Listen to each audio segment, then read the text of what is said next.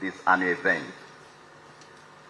We have walked this journey with many partners and collaborators, and we continue to call upon other partners to come and join us as we plan and organize this annual event.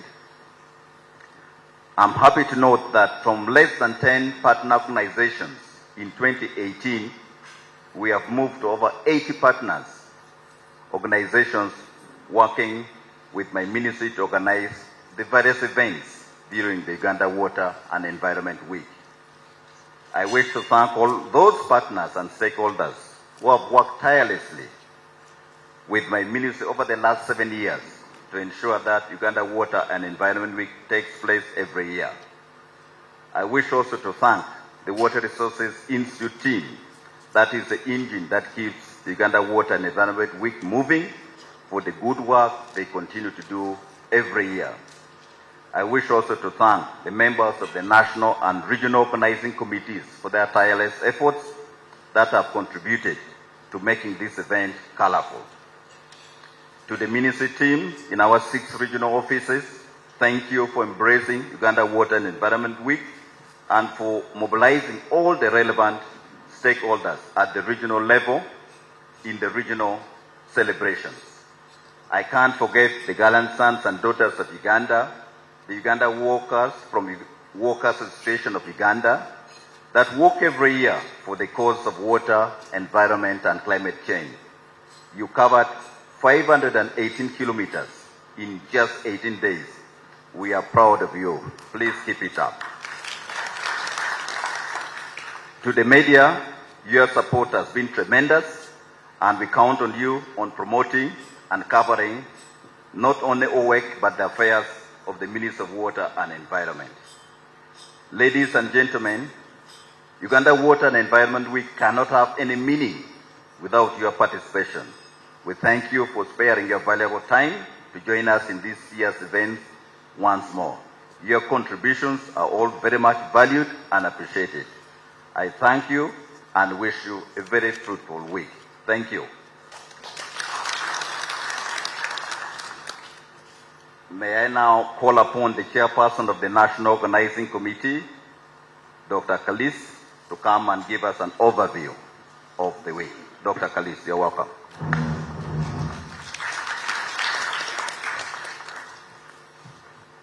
Thank you very much, Permanent Secretary, Minister of Water and Environment. Our guest of honor, the Deputy Chief Justice of the Republic of Uganda, our Honorable Minister of Water and Environment, distinguished guests, ladies and gentlemen, on behalf of the National Organizing Committee of the Uganda Water and Environment Week, I would like to welcome you to this event and thank you for coming to attend this event with us.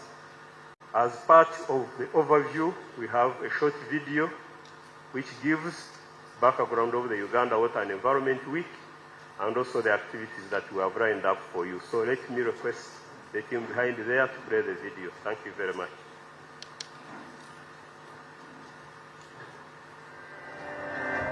A land of breathtaking landscapes and vibrant communities. Welcome to Uganda, a land of contrasts where innovation meets adversity in the battle for sustainable development. In this documentary, a land of breathtaking landscapes and vibrant communities. Welcome to Uganda, a land of contrasts where innovation meets adversity in the battle for sustainable development. In this documentary, we explore the delicate balance between the environment and water resources, shedding light on the challenges and initiatives shaping the nation's future.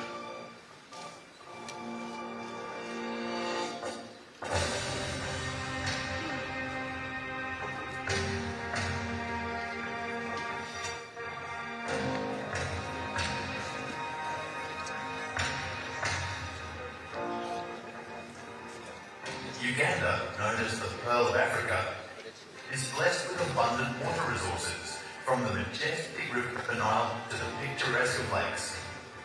However, the country is grappling with water scarcity, environmental degradation, and the looming spectre of climate change.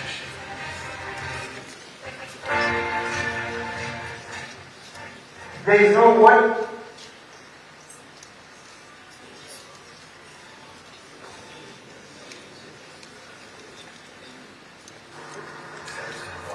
Dr. Kalis. I think pause that. Let us get the video right. Let us get the video right. I think you can come and continue. When the video is ready, we'll show it a little later. Apologies for that.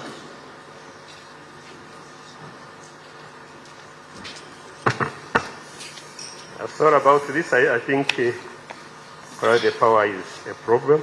So I will continue and just give you a few highlights about the event as it's going to unfold. All of you have a copy of the program. We have had activities taking place before the Uganda Water and Environment Week main event. We have a walk covering 518 kilometers from Fort Portal City through southwestern Uganda to Kampala. It covered 18 days. We had a number of workers that always work for water, environment, and climate change. We have had celebrations in the 6 regional offices of the Ministry of Water and Environment. We have an office in Karamoja, we have an office in Mbarara, office in Fort Portal, in Mbale, in Lira, and Wakiso. And each of these regional offices have organized events to bring on board the various stakeholders, participate and contribute to the Uganda Water and Environment Week activities. We have also had youth debates. We have had debates among universities in each of the regions. And the winners are going to compete this week on Friday, where we'll award the winners. We have had cleanup exercises all over the country. We have had engagements with religious institutions, with cultural institutions, and I see a number of you who are here have participated in these various activities. We have had football matches. We have had engagements with the communities in terms of restoration. We have also launched a number of activities. For this week, we are going to have a number of panel discussions starting today after the opening ceremony.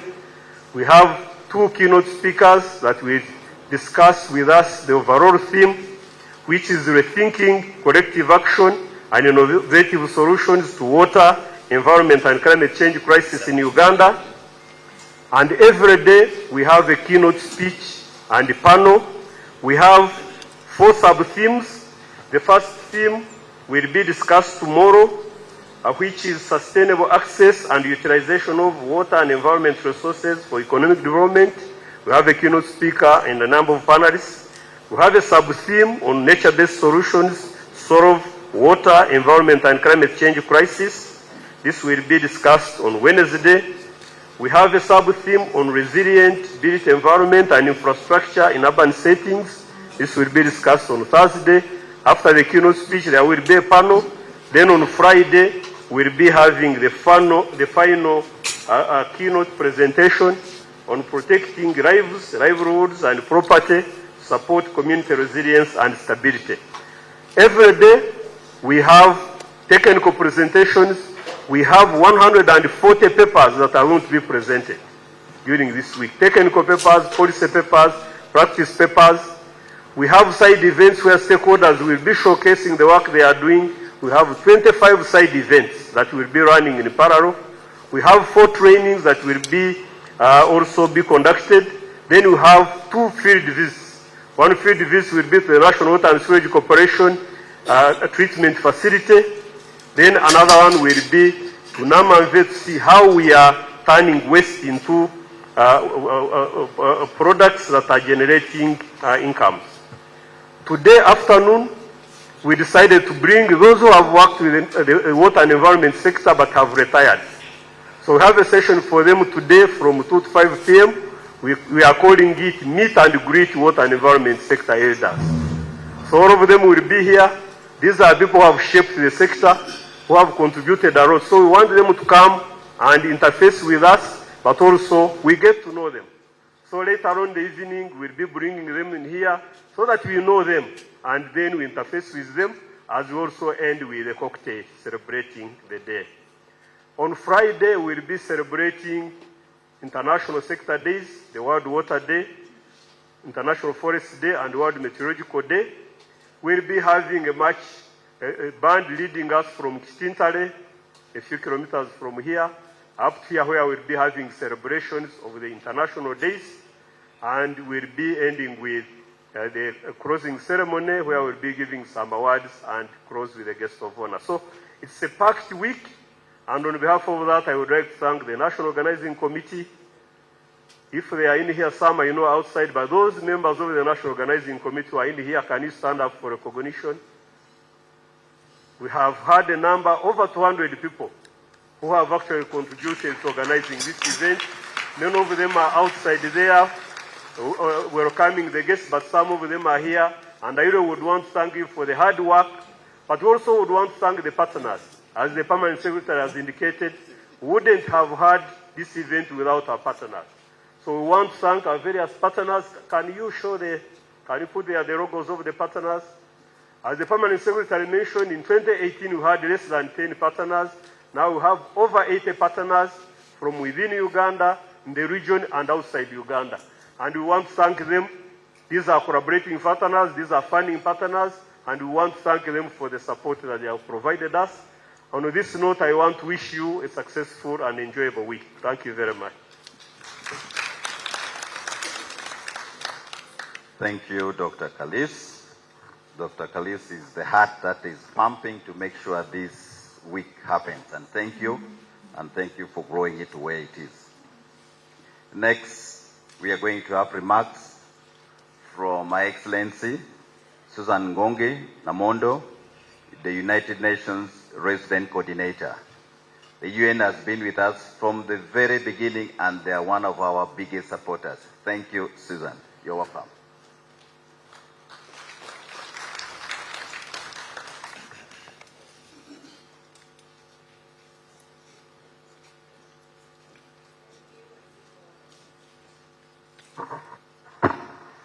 Let me start by recognizing His Lordship, the Deputy Chief Justice. I also recognize the Honorable. Allow me to stand on the established Permanent Secretary.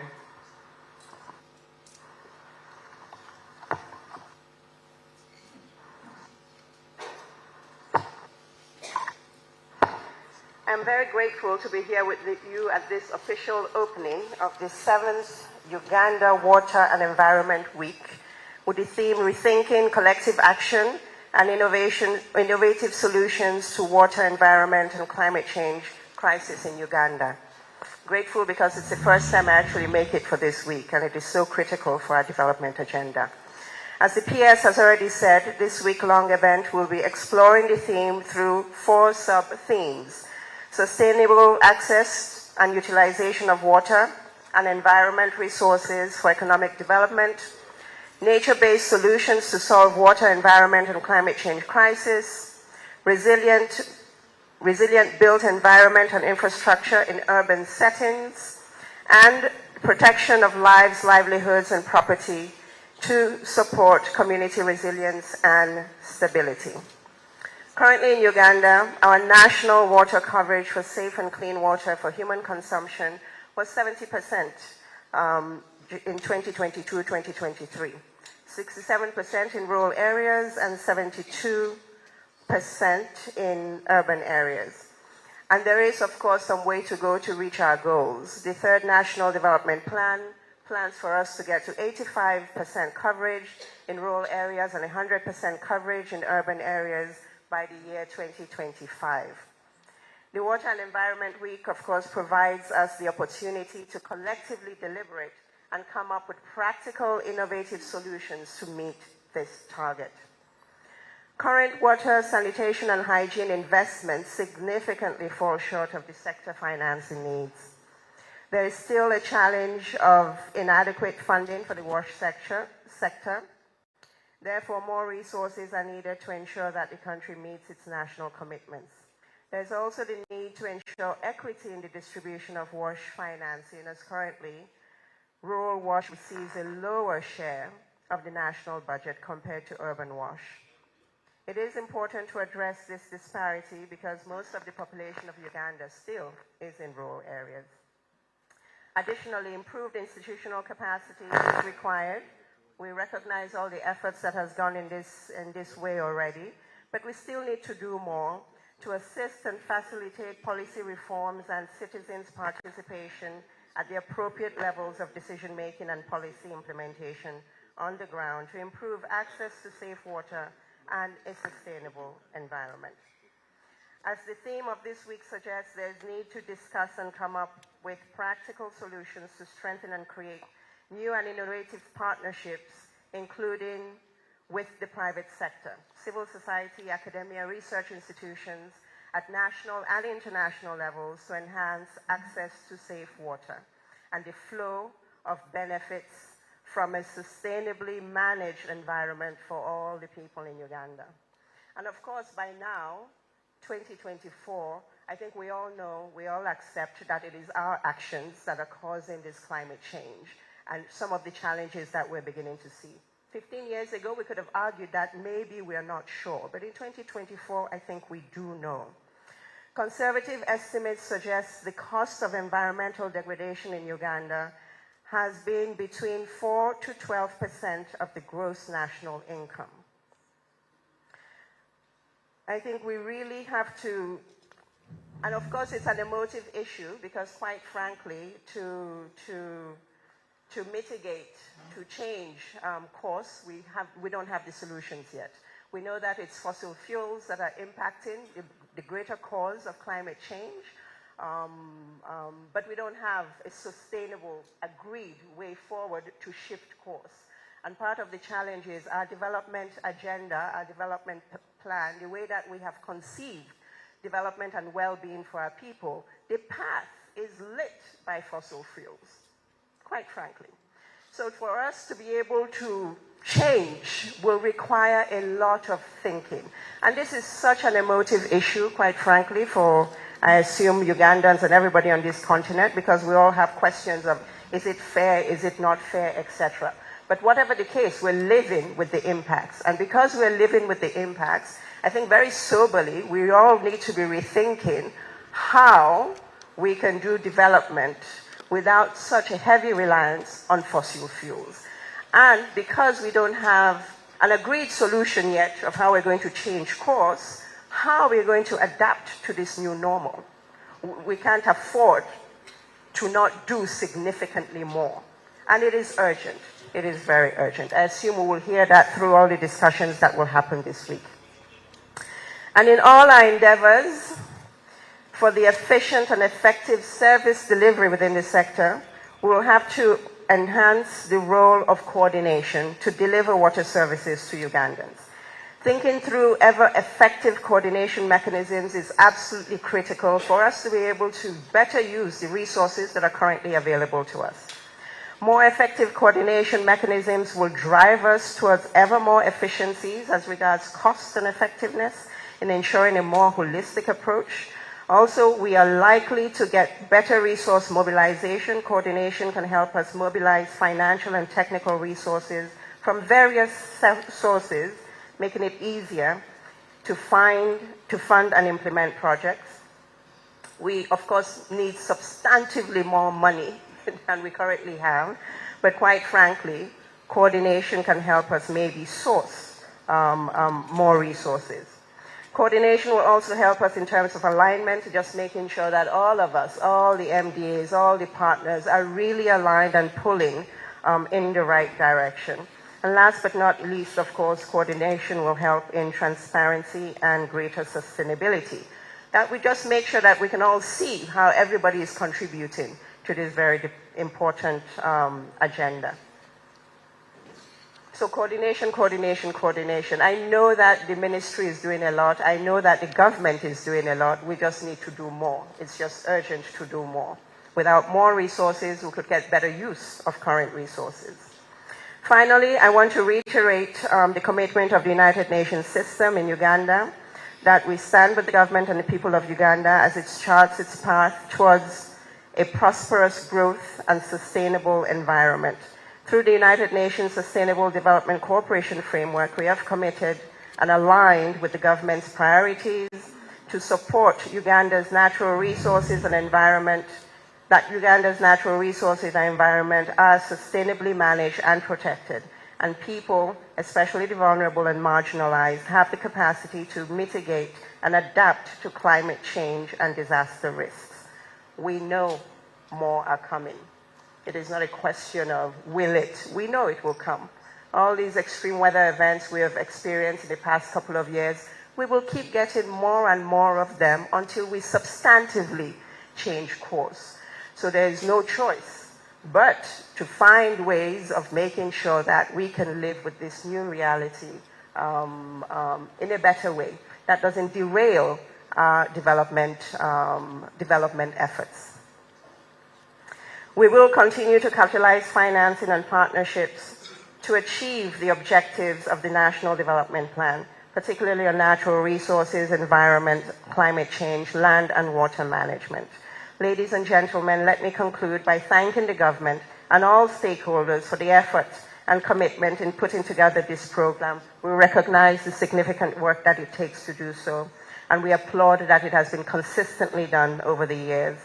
It is my sincere hope that these week's activities can provide further inspiration and guidance towards these efforts, helping to ensure that our water and environment is managed sustainably to ensure perpetual flow of benefits to the people of Uganda. And with that, I wish all of us a great water week, that we learn new things, come away inspired to do more of the work that we've been doing, and with a new urgency that if we don't do it, we are just delaying ourselves from the goals that we have set. Thank you.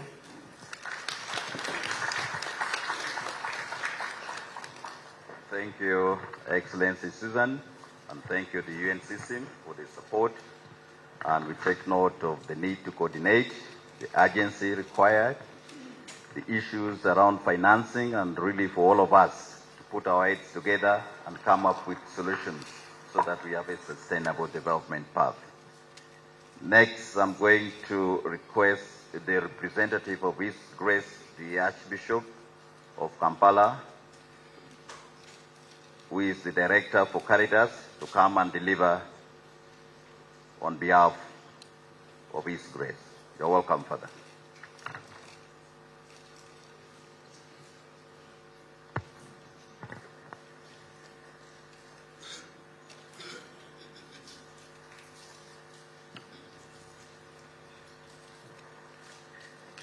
Your Lordship, Deputy Chief Justice, Honorable Minister, distinguished guests, all protocol observed.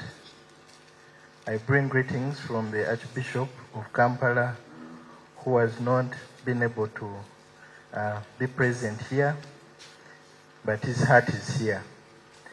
And in his message, he said he's not competent, but he's using the lens of a layman to try and reflect on this theme of water and environment. And he called this a call to stewardship. Ladies and gentlemen, brothers and sisters, today we gather under the grace of the Almighty, united by a cause that transcends our individual beliefs and touches the very essence of our stewardship of God's creation. We are faced with a crisis that threatens the beauty, diversity, and vitality of our motherland, our very sustenance. The water, climate, and environmental crisis in Uganda calls for our immediate and undivided attention. Water is life. It nourishes, cleanses, and sustains us. Yet many of our brothers and sisters walk miles every day for a drop of this precious resource. Our lakes and rivers, gifts from God, are retreating and becoming polluted.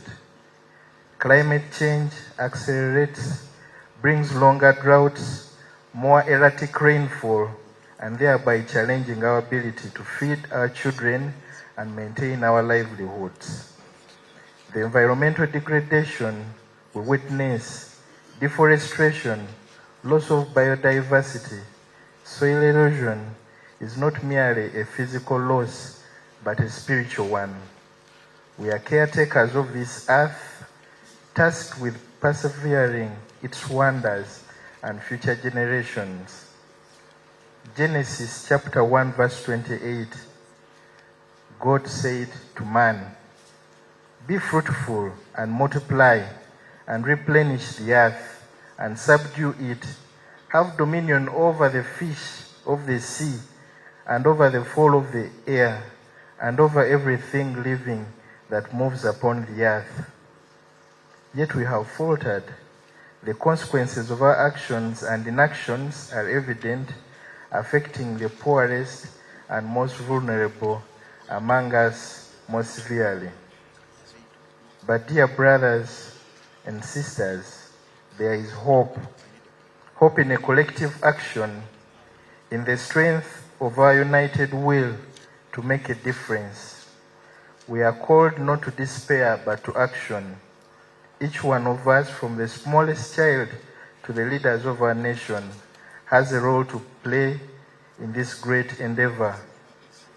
The church commits to leading by example, implementing sustainable practices in our churches, parishes, educating the congregations and masses about environmental stewardship, advocating for policies that protect our common home. But we cannot do this alone. We need the government, we need businesses, communities, and individuals to join in a national movement towards sustainability. Let us embark on our initiatives to clean and conserve the water sources, to plant trees, to restore forests and adopt renewable energy, do proper waste management, and to practice sustainable farming techniques. Let us support policies that prioritize the environment, that protect our land, air, and water from pollution and exploitation. We have plans on proper waste management as church, where the capital city sits. In a collective action, we need permissions and partnerships with government bodies to implement such plans, to join other actors in waste management. Through Caritas, the church wants to create awareness on proper waste management and sorting of waste. We seek your support and partnership in these causes. In this journey, let us draw strength from our faith, from love of our neighbor, from the commitment of the common good. Let us remember that we are not merely saving the environment, we are saving our lives, our children, and our children's children. May the Almighty guide us and grant us wisdom and strength during this week of reflection to rise to this challenge. Together, let us forge a future where the beauty of Uganda's land, water, and skies is preserved all the time. Let us act not out of fear, but out of love for God, our planet, and for each other. We commit the church's support in all these efforts. And I present it on behalf of the Archbishop of Kampala.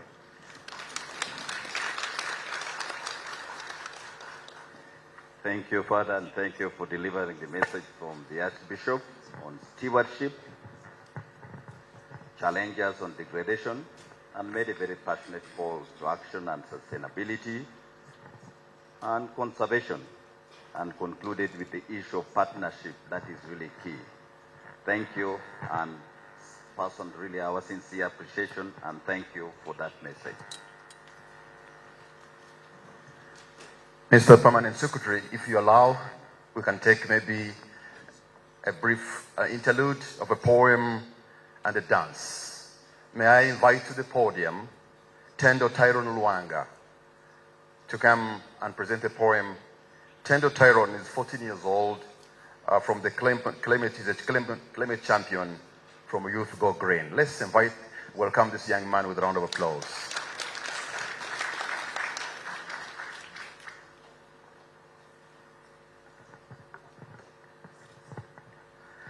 All protocol observed. A very good morning to our distinguished guests. My name is Tyrone Tendo Luanga, a Youth Go Green climate champion, and today I'm going to present you my poem entitled Climate's Ripple Effects on Water. Water, essence of life's embrace. In every drop, a sacred space. Yet climate's grip, it shifts the scene, dry places patch where once green. Water, vital and pure, now bears the weight of climate's lure. Droughts devour fields once green, leaving only echoes of what might have been. Once again, my name is Tyrone Tendo. Thank you very much for listening.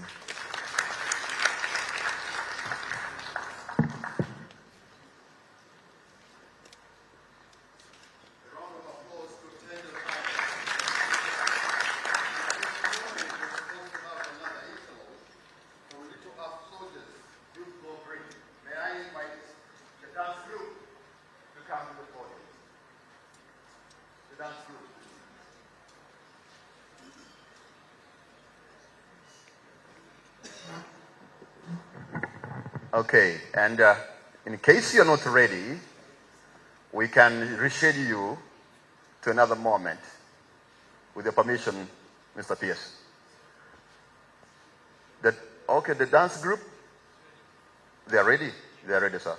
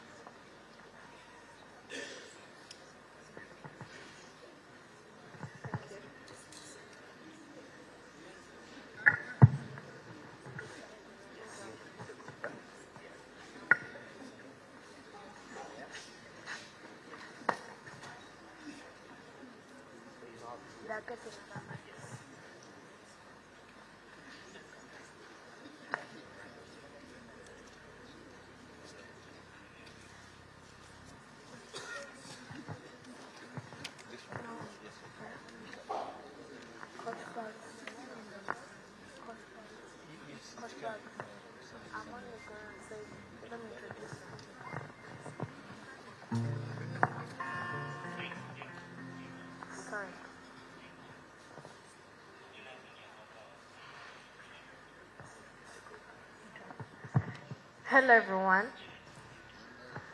Grace Stewart Nisima is my name, and we're the Little Arts Soldiers. We're gonna perform an act of climate change. Be blessed as you watch and listen.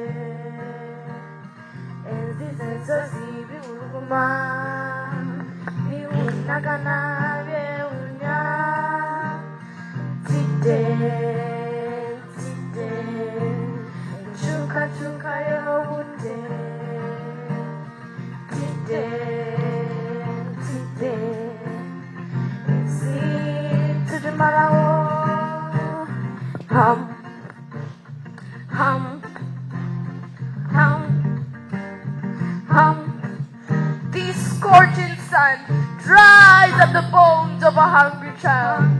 Over there in Karamoja, my brothers and sisters are deprived. It is clear to see that this crisis is a spare of no man. It will not burn us less just because we didn't start it or didn't start much of it. Farmers plant their crops in doubt. They look on feebly as everything gets destroyed by drought. They wait for rains in vain and watch their crops die with pain. Corpses of wild animals now decorate our parks. Farmers watch their animals last kick despite doing their part. Wailing young girls just like myself are now climate bright. They are the victims of the earth's changing tide.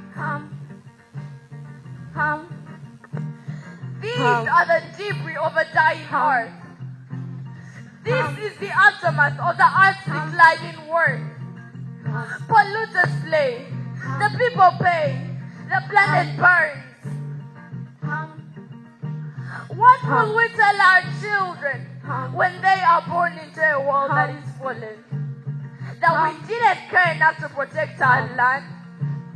That we didn't care enough to take a stand? It doesn't have to be this way. It's not too late to restore order. I know this as I get older. That for every tree cut, we must plant two. And we must keep the ocean blue. It's not too late to restore order.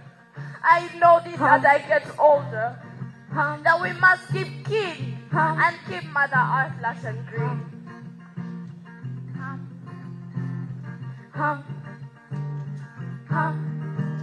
The wind is the heave of our brains. The rocks are the strength of our bones. For every inhale mirrors an exhale from a cheek, and every quench of thirst counts on the generosity of the streams and the seas. Oh, the splendor when the oceans look up to the heavens and mirror the stars. After all, we are born by nature. We are one with nature. We are nature. We depend on her. So let's defend her.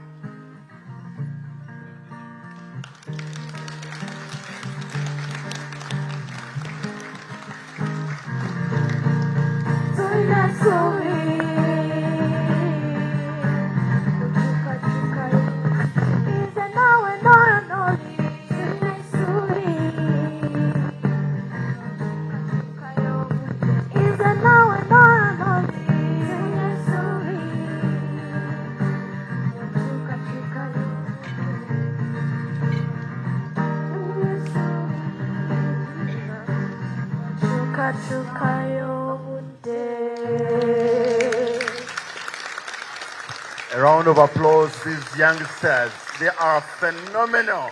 A bigger round of applause once again. Thank you very much. They have challenged us, they have taught us, they have warned us, but they have also ended with hope. Mr. PSR. Thank you, and thank you, the little ones. Actually, listening to their English, I wonder for most of us what our English teachers were doing then. Normally.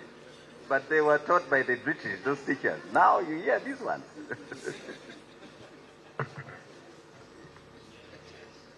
Yes. The team at the back, the system, are you in position to play that video now? Please, play for us the video. A land of breathtaking landscapes and vibrant communities. Welcome to Uganda, a land of contrasts, where innovation meets adversity in the battle for sustainable development.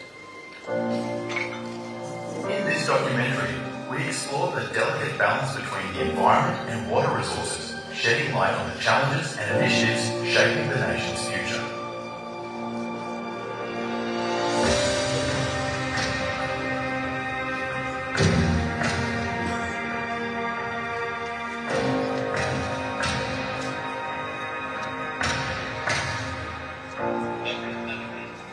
Uganda, known as the Pearl of Africa, is blessed with abundant water resources, from the majestic River Nile to the picturesque of lakes. However, the country is grappling with water scarcity, environmental degradation, and the looming spectre of climate change.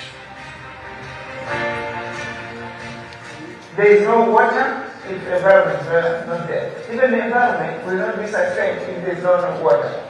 If climate change is not addressed, it jeopardizes the two. So it talks to each other.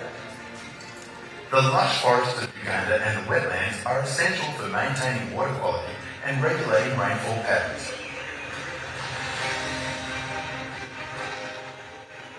Unfortunately, rampant deforestation and encroachment on the wetlands pose a severe threat to this resource, which is an essential catalyst for economic development and transformation of this country. Uganda's development is natural resources led. Therefore, the natural resources that we do have, which includes forests, wetlands, the water resources themselves together with their banks, and then those fragile ecosystems like the mountain slopes and mountain tops, etc., that need to be protected because, one, they are towers for water itself, but they are also filters and they also purify the environment for us. These resources are actually part of our day-to-day life and they are necessary for us to survive as a country.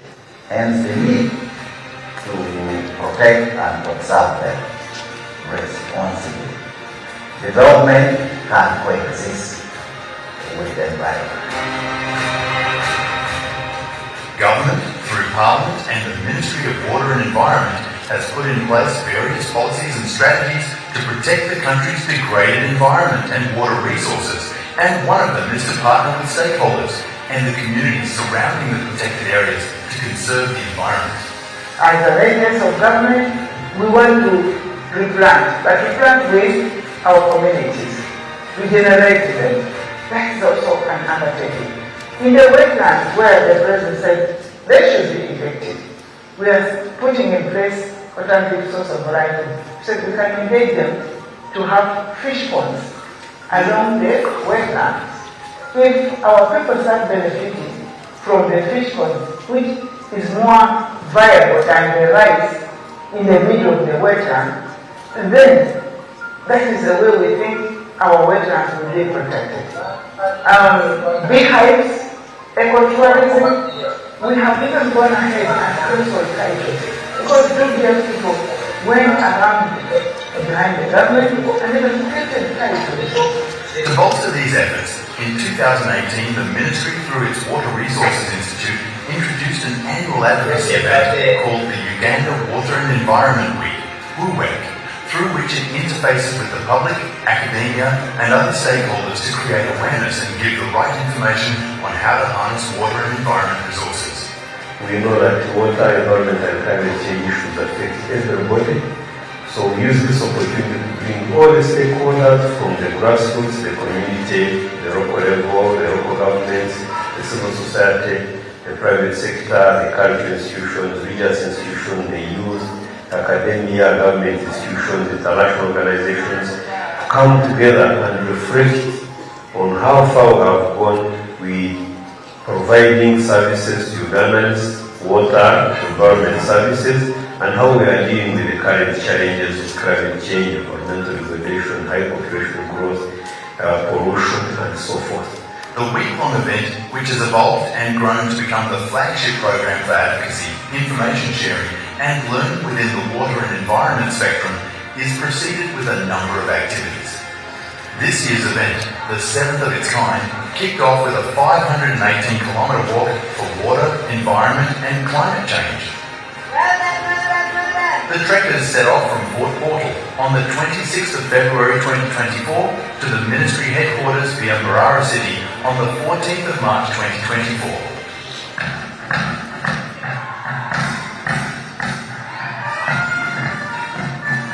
Other activities with new innovations included mini WUWEC celebrations within the ministry's 6 regional offices. That's Moroto, Wakiso, Mbarara, Lira, Mbale, and Fort Portal, where tree planting, marathons, radio talk shows, football matches, clean-up exercises, and youth school debates took place. we are having a special event for people who have retired. We call them water environment elders. These are people who have made the sector what it is. Many of them retired a number of years ago, but we have brought them. We have also a half day where they are going to be engaging with us, so that the young people can actually get to know them. We call it greet and meet the water environment elders. We want people to get to know them, but also we want those elders also to get to know the young people, so that interface and also motivate them, share with them the progress of the sector, but also for the people of the time, also to get to know how the sector has grown.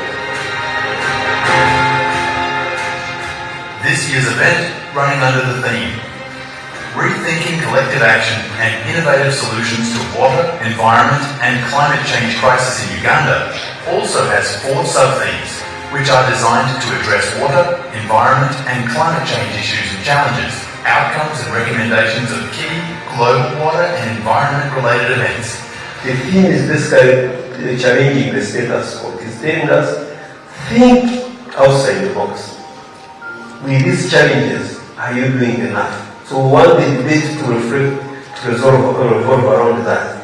What more do we need to do to strengthen our action so that we address these challenges? So there are professional, there are technical papers that are going to be presented, but also going to be very simple technologies that are affordable but very relevant at individual level. That will be showcased, and I would like to invite the public to come and participate and also see what the Ministry of Water and Environment is doing to conserve these resources that we have been entrusted with by the people of Uganda. So see you there. The event, which seeks to contribute towards the attainment of sustainable socio-economic transformation and achieving Ugandan National Development Plan and Vision 2040, will also be used to commemorate 3 international days, which resonate with the Ministry's mandate. That's the World Forest Day, which falls on 21st, the World Water Day on 22nd, and the World Meteorological Day on 23rd of March every year. We are rich. We should really be proud of our country. We should protect what God has given us. We should be a solution to the global problem of climate change.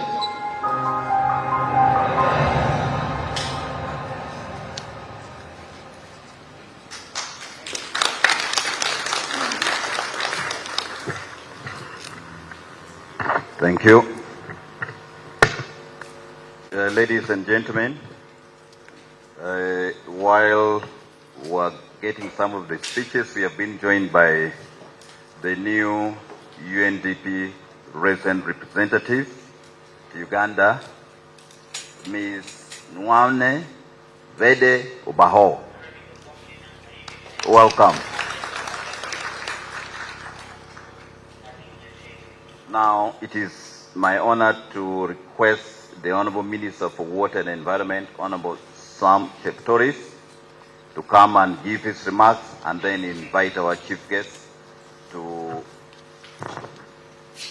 give his opening remarks and also officially open our Water and Environment Week. Honorable Minister, you're welcome.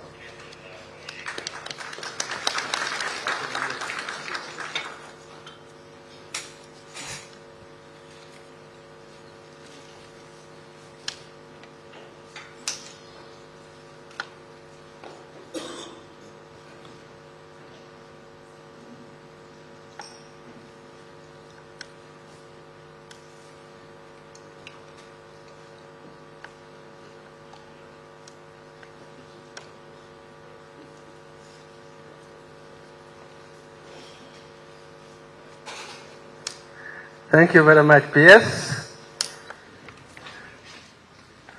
Your Lordship, the Chief Justice, represented by the Deputy Chief Justice, Your Grace, the Archbishop of Kampala Diocese, the Executive Secretary of Uganda Joint Christian Council, and the Orthodox Bishop-elect of Juba and South Sudan, the United Nations Resident Coordinator, the PS Minister of Water and Environment, representatives of the various development partners, representatives of private sector and civil society organizations, representatives of other stakeholders, government officials in your respective capacities, ministry staff, all Ugandans watching and listening to this event, the media, ladies and gentlemen, I wish to take this opportunity to welcome you all to the 7th Water and Environment Week 2024. In a special way, I wish to welcome our guest of honor, His Lordship the Chief Justice, represented by the Deputy Chief Justice, for honoring our invitation to officiate at the opening of this 7th Uganda Water and Environment Week.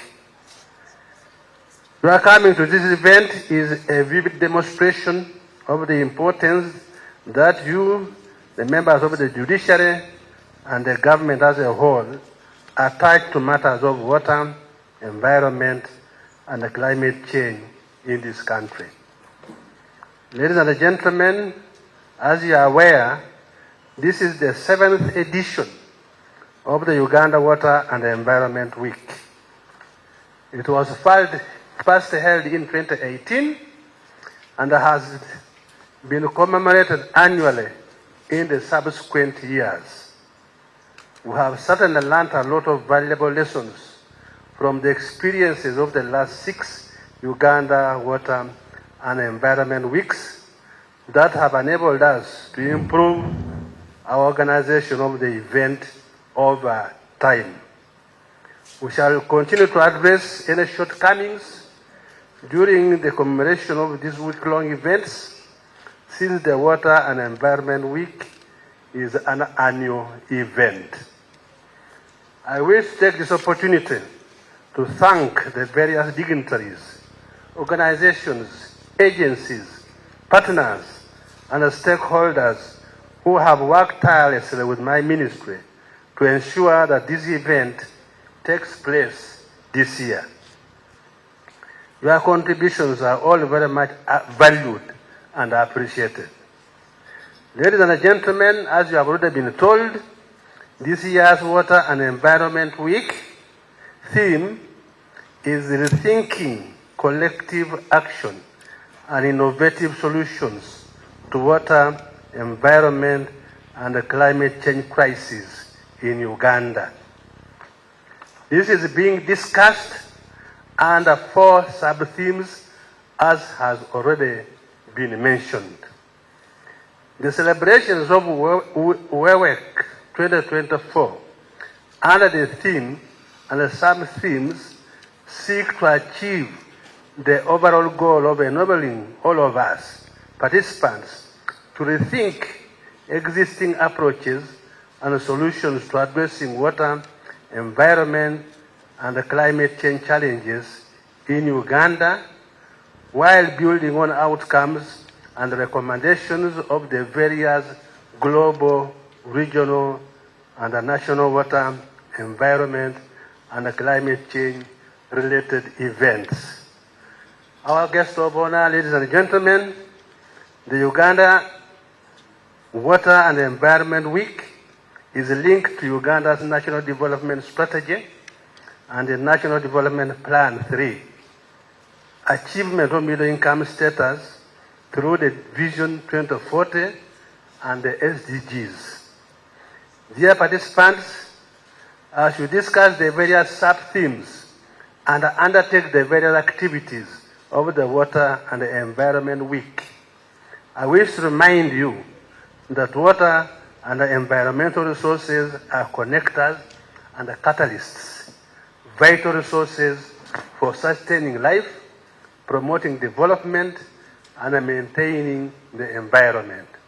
I hope that all of us are aware that water is a key input in most of our socio-economic development processes, and there are no activities that can be undertaken where water is not involved, either as a primary input or a secondary input or a home for life.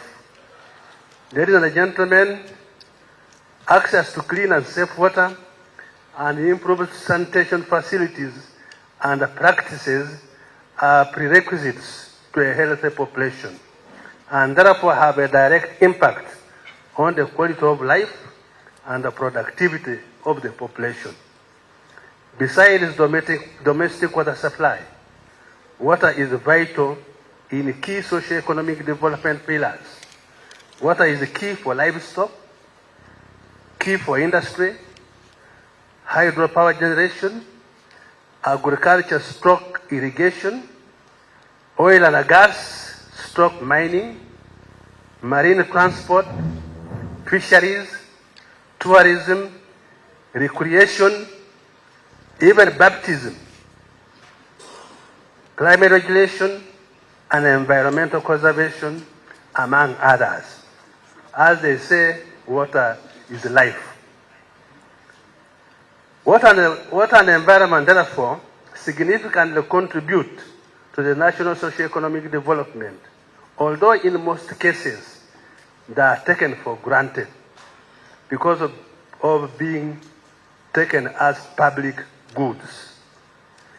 Therefore, as Uganda seeks to industrialize and meet her national development goals in all sectors of the economy, through, among others, the parish development model, sustainable management and development of water and environmental resources will be key in realizing the set targets. Our guest of honor, the goal of my ministry is to reduce environmental degradation and the effects of climate change with improved utilization of water and environment resources for sustainable economic growth and livelihood security. To achieve this goal, my ministry has made substantial efforts towards reversing the rate of degradation of the wetlands to the current wetland coverage of 13.9%.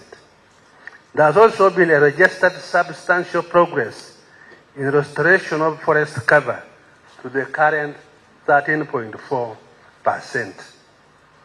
My ministry has also implemented medium-scale water supply systems through our regional deconcentrated structures in all the districts and have facilitated water services operations and rehabilitation in large towns under the National Water Sewerage Corporation in 277 towns. Currently, access to safe water in rural areas stands at 67%, while that in urban areas is 73%, while access to basic sanitation in the rural areas is 80% and 90% in urban areas. My ministry is also promoting harvesting through construction of dams and valley tanks in the various parts of the country, as well as mitigating impacts of climate change on agriculture through establishment of irrigation schemes. Furthermore, my ministry has continued to promote catchment management planning and implementation, which is key to the integrated management of water and related resources. Currently, catchment management plans have been developed for 22 catchments out of 32 in the country. The plans facilitate coordinated planning and implementation, reversal of degradation of ecosystems, increase ecosystem resilience and productivity, and improve community livelihoods and socio-economic development. Guests of honor, ladies and gentlemen, climate change remains a major challenge due to the adverse effects caused by extreme weather patterns, especially floods, landslides, and drought, affecting different parts of the country.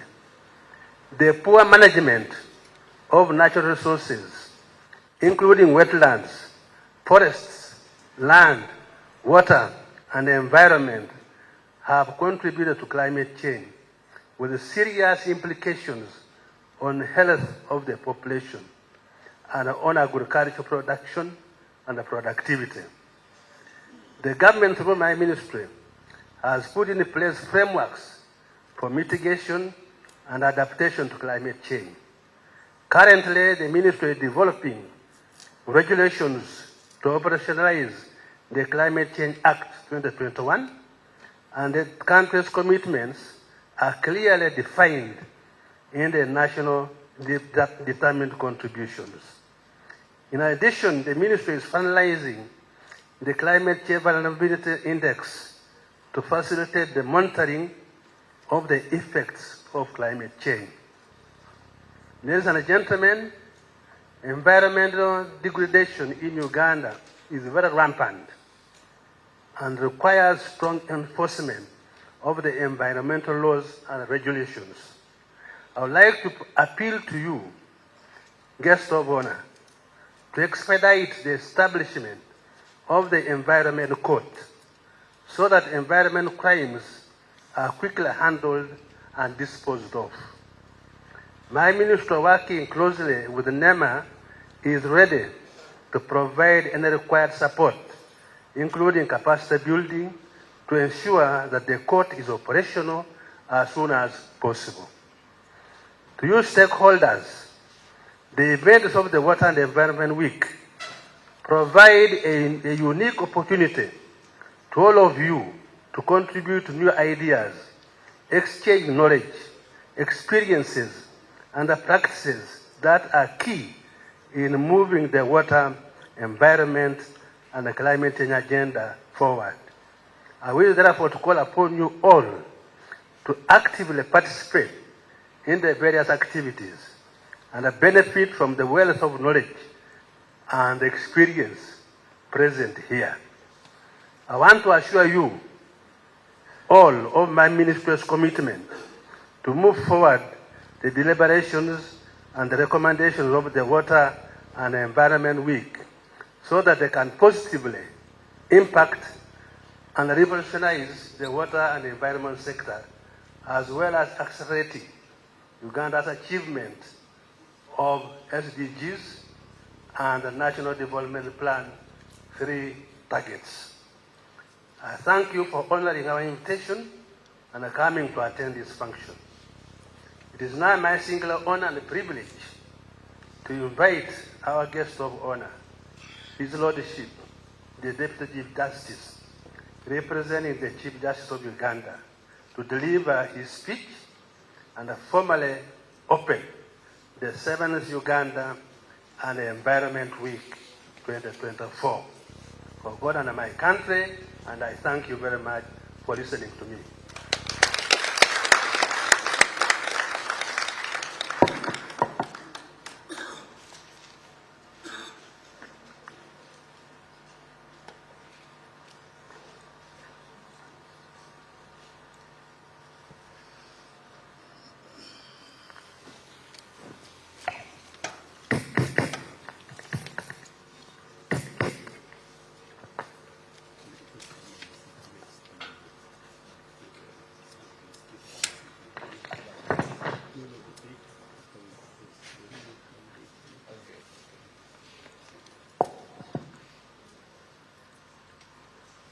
Honorable Minister of Water and Environment,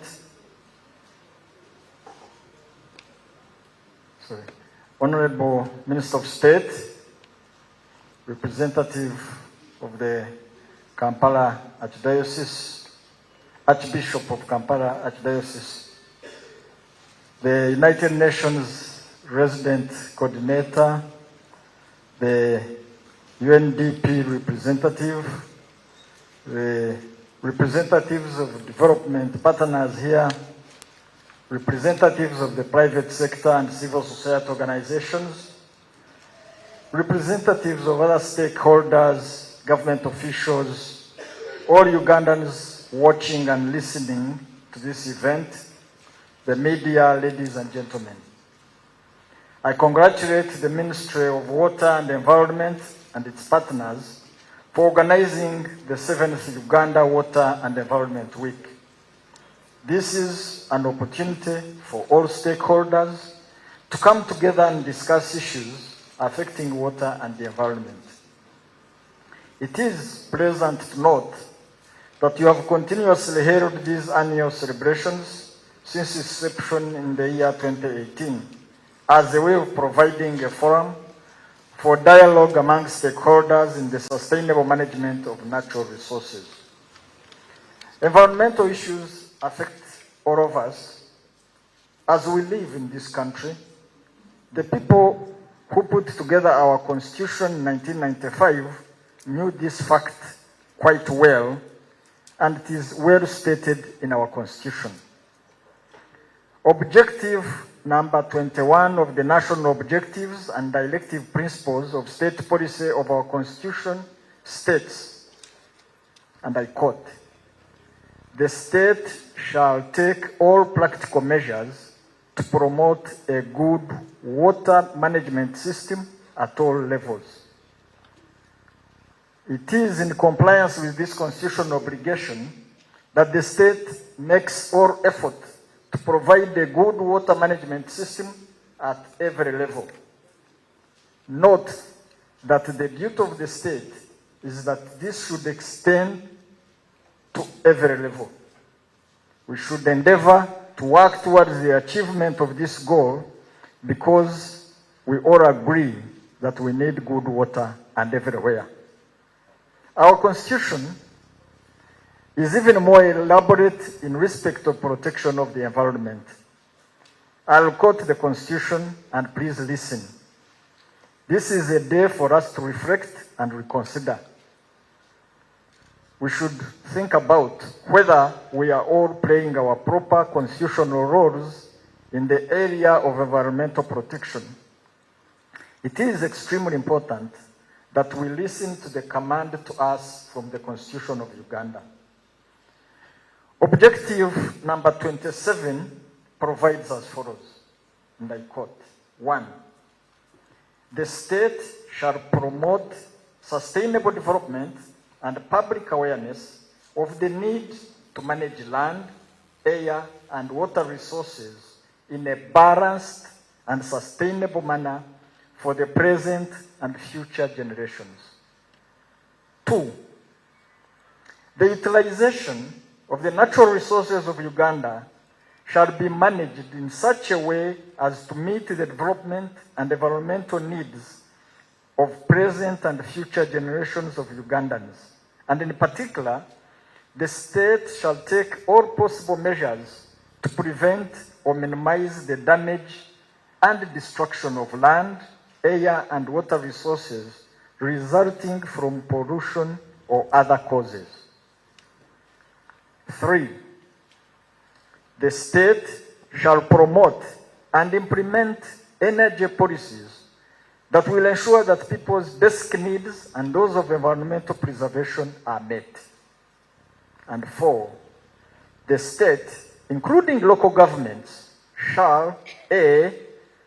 create and develop parks, reserves, and recreation areas and ensure that the conservation of natural resources is done. B. Promote the rational use of natural resources so as to safeguard and protect the biodiversity of Uganda. Chapter 247 of our Constitution empowers our Parliament to make laws for the protection and preservation of environment, and Parliament has, in compliance with this provision of the Constitution, made various laws to that effect. Let's keep in mind that Uganda is a signatory to a number of regional, continental, and international instruments and treaties governing sustainable use of the environment and natural resources. Under these instruments and treaties, we are obliged to protect and promote sustainable water and environmental policies as our international obligation. We have committed ourselves in this regard to protect the environment and natural resources, and we are obliged to comply. The theme of this 7th Uganda National Water and Environment Week is rethinking collective action and innovative solutions to water, environment, and climate change crisis in Uganda. This theme invites us to rethink the existing approaches to addressing water, environment, and climate change challenges in the country. We need to have a candid discussion on how best we can use the environment and natural resources sustainably for the benefit of our current and future generations. We need to build from the lessons learned from this week's activities to see how best we can manage the environment and curb the challenges caused by climate change. I request the participants at this 7th Water and National Environmental Week to discuss how water and environment can be sustainably managed for socio-economic transformation of Uganda. Natural resources such as forests, wetlands, water bodies, flora and fauna constitute a big part of our environment. They can be used as sources of income and provide employment to many Ugandans. They are means of wealth creation. They avail several opportunities to the population in the form of agriculture, tourism, fish farming and harvesting, timber, among others. The National Development Plan 3, 2020-21, 2024-25, development under Chapter 9, climate change is covered, natural resources, environment, water management are all covered.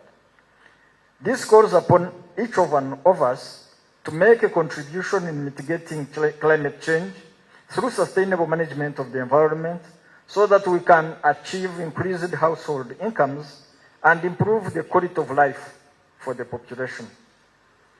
Environmental protection is therefore critical to human health.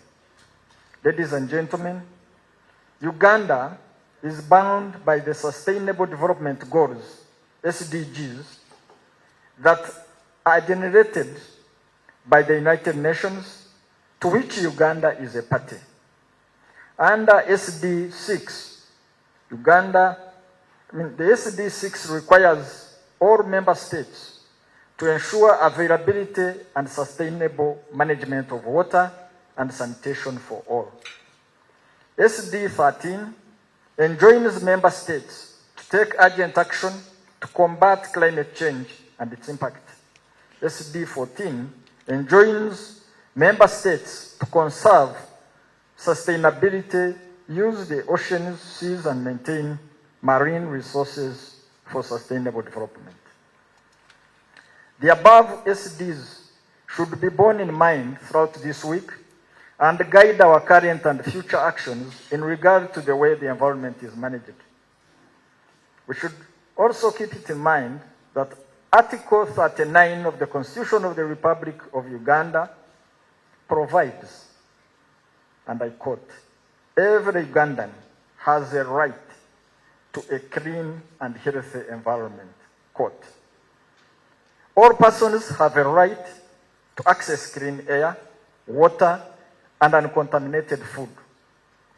Proper management of water resources and environment are key to the realization and enjoyment of a right to a clean and healthy environment.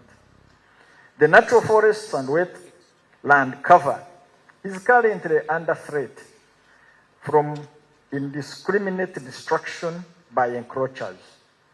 Increase in population has led to the need for agricultural land, industrial parks, and settlement space. Wetlands within and around Kampala, such as Chinawataka, Rubiji, and Luzira wetlands, are examples of wetland degradation. The wetlands in the countryside have equally not been spared, especially by agricultural activities. There is a need to scale up restoration of degraded ecosystems and also strengthen enforcement of water and environmental laws and regulations at all levels. I wish to assure you of the support of the judiciary in ensuring that enforcement of these laws and regulations is achieved. I want to assure the Minister that discussions are ongoing about the establishment of the Environmental Court. It is clear that climate change inaction jeopardizes development. It affects the timely achievement of national goals. It underscores the importance of mainstreaming climate change in all sectors of government. I wish to call upon everybody to join in the efforts of addressing climate change. When we talk about climate change, we are talking about our actual lives and livelihood. When it is hot like it is this morning, we all feel it ourselves. In our neighborhood, South Sudan, schools are closed. That's not far from us. Ladies and gentlemen, water and environment resources are at the core of sustainable development. They are critical for socio-economic transformation and human survival. These resources are key in the implementation of the parish development model, which has been adopted to enhance livelihoods of the citizens of this country through improved household incomes. I wish to recognize and appreciate the various organizations and development partners that have continued to support the Ministry of Water and Environment to achieve water and environment services to the people of Uganda. I wish to thank you for this support and request you to continue working with us so that this critical sector of government is effectively managed. It is then that we will perform its key functions for the benefit of all the people residing in this country. I wish you all fruitful deliberations during this week and a successful commemoration of the 3 annual sector international days. That is, the International Forest Day of March 21st, the World Water Day of March 22nd, and the World Meteorological Day of March 23rd. It is now my singular honor to declare the 7th Uganda Water and Environment Week 2024 officially opened for God and my country.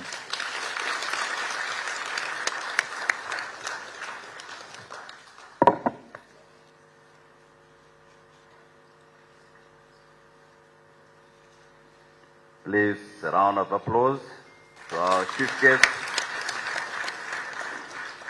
And thank you, really, the judiciary, for the support you're rendering. And we look forward to the establishment of the Environmental Court so that the environment gets justice that is badly needed. Thank you so much, and thank you really for sparing time. We are going to have 2 things, and then after those 2, we'll go to open the exhibition briefly. We're going to have, first and foremost, a recognition, very few, and it will be done by my minister, together with the Minister for Safety and Environment, who has joined us. Honorable Beatrice, you're welcome. And then after that, we'll have a group photo. So the first recognition, we want to say thank you to our guests of honor for officiating and really for giving us that very strong message and giving us the assurances from the judiciary. May I request the Honorable Minister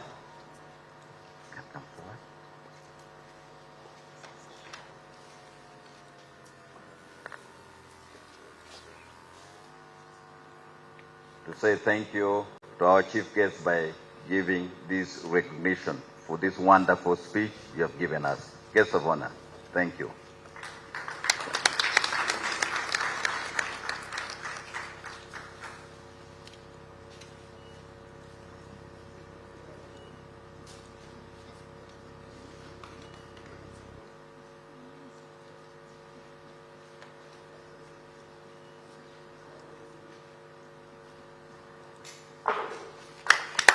Thank you. Thank you. Yes, Minister, you can stay there. Just a moment. I would like to request the representative of His Grace to come and receive the appreciation from the Minister and give it to His Grace. And also give him my very personal regards. He's the one who wedded me.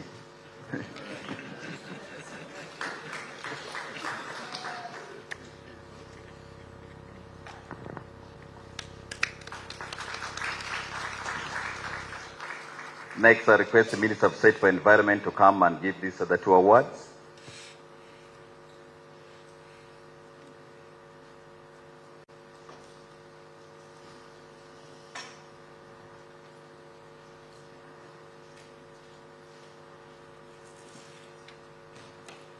This will go to the UN system represented by the UN resident coordinator because they have really been key supporters for us as a ministry.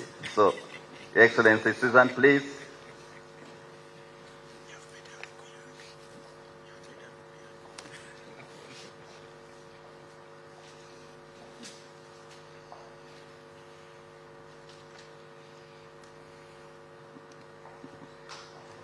Thank you. Thank you. Next is the group that has really been at the forefront and they have really embraced the issue around conservation, environment, and climate change. And these are the religious community represented by the Executive Secretary of the Council, Joint Christian Council. They have really come out very strongly. And thank you for supporting this cause, and thank you for the advocacy, and thank you for passing the message to all of us. And is the Bishop-elect, as they told you, for what? Juba and South Sudan. We wish you the best. Thank you. Now I would request the Minister, together with our Chief Guest, and the people at the front table come and we take a group photo together with the representative of the Archbishop and Bishop Sheldon. Please come forward. And all the chairpersons of the agencies under the ministry come and we take a group photo.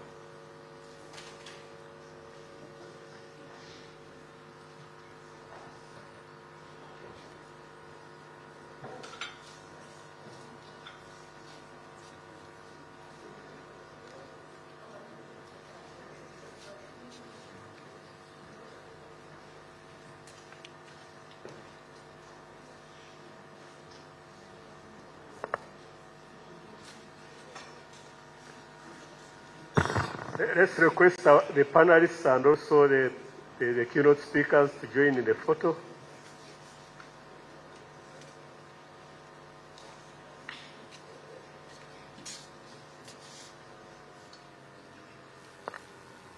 You can tell them to smile.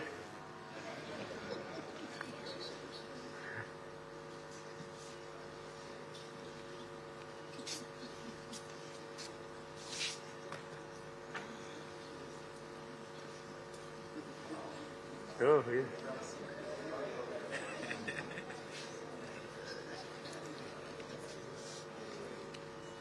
So that child is also a panelist that is going to speak to us shortly. So she's there in her own right as a panelist, 10 years old. So thank you very much. I would like to request, before we move, we have to have the anthems. Yeah, so our guest of honor and the rest of the team, let's have the anthem. So please, maybe you can read that. So we can have the anthem in reverse order, start with the one of East Africa, then the one for Uganda. Please, we can all stand.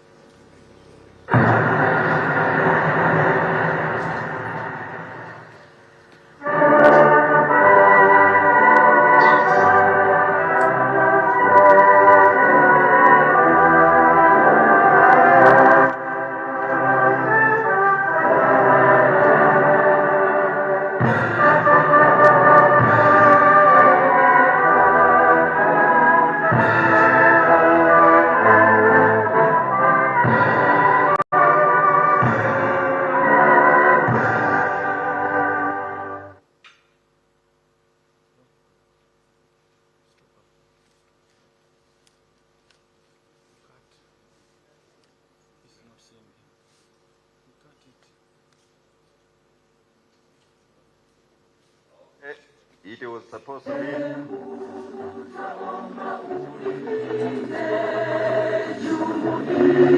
Afrika Mashariki, tuwezeshe kuishi kwa amani, tutimize na malengo yetu. Jumuiya yetu sote tuilinde, tuajibike, tuimarike, umoja wetu ni nguzo yetu, idumu jumuiya yetu. Thank you. We shall legally chop 5% of your fees to teach you how to observe protocol. Thank you.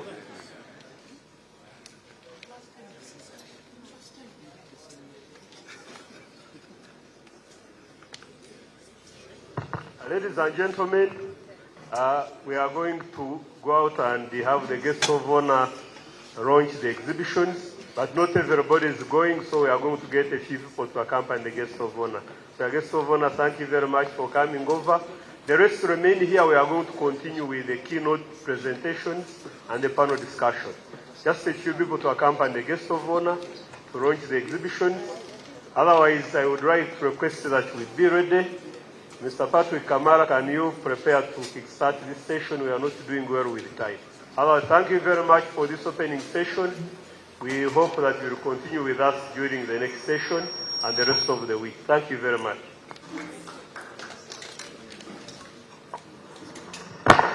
Give them another round of applause. They have done so well. As our guest of honor and the other delegates go to look at the exhibitions, we're going to continue in this auditorium with our conference. And at this juncture,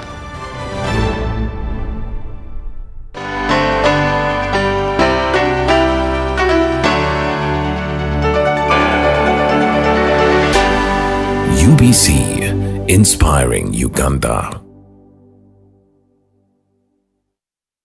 A new dawn on Behind the Headlines with me, Timothy Nyangweso. Every Wednesday, live in our studios in the heart of Kampala. We have conversations that have analysis, explanation, but not every truth is fact and not every fact is truth. Every Wednesday, 10 p.m. on your public broadcaster.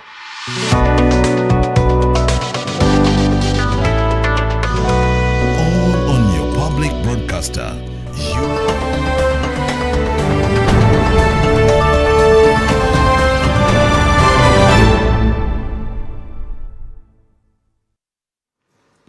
I have a poem to share with you today, and it is titled The Mess.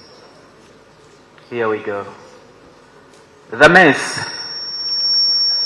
Climate change is a force that is wreaking a mess on the world we live in. Like unwelcomed creatures, the land dries up and the rivers run dry. The winds howl as if to moan and cry. Like a withered flower, the land wilts away, the soil dried up, unable to hold at bay, and the cruel encroachment of the blazing heat that scorches everything, unable to retreat. Will the future generation really forgive us for this mess? The crops wither and the landslides tall, the worst green forest now a laughing stock. The world, our mother, now a shadow of its past. It's a world breaking, disintegrating so fast. Will the future generation really forgive us for this mess? Like a symphony that lost its tune, the world looks different like a dissolute moon. The sun, which was brought life and light, now burns and scowls with all its might. Will the future generation forgive us for this mess? Like a symphony that lost its key, the birds stop chirping, the animals flee, forced to survive in a hostile condition, a vivid reminder of our poor decisions. Will the future generation really forgive us for this mess? Oh, in Kasese where floods reign supreme, washing away homes, hopes and dreams, But in the struggle for survival, they find strength in perseverance at length. People flock from villages and towns in search for peace, but the truth remains it's an elusive tease. How do we expect peace in a world where agony and trauma are forever born? A world where peace is a myth and agony is a fact. Will the future generation forgive us for this mess? Look, our Mother Earth is crying, crying, and the tears are flowing, flowing and soaking as its quality is disintegrating, but human beings are laughing. Will the future generation forgive us for this mess? Oh, when I look in the east, I see how our lakes have become sewage pools. When I look in the west, I see how our rivers are now plastic pits and the riverbanks are clean like a bald head. When I look in the north, I see how our swamps have been drained for settlement. When I look in the south, I see how the land has been stripped bare due to deforestation. Will the future generation forgive us for this mess? But look, there is some hope that must be for us, that must not be for a second. A solution must be found before all is taken. We must act now to create a change. For our children, it's time to arrange. Will the future generation forgive us for this mess? We can conserve and plant some more. Switch to renewable energy, count the score. We can live in harmony with each other for the sake of the earth, our world, and our mother. But will the future generation forgive us for this mess? Let me advise you, my fellow Ugandans. Let me advise you to be wise like a mice holding rice to rise and sensitize the masses for environmental conservation. And if I was an author, I would leave you with a question. What shall you tell your children about the roles you played in regard to environmental conservation? Thank you very much. Thank you for listening. Abdul Latif, that was an incredible presentation. Another round of applause. At every stand is asking us a question. Will the future generations forgive us for this mess? In my lifetime, I've seen a river disappear. I've seen a forest cover dwindle.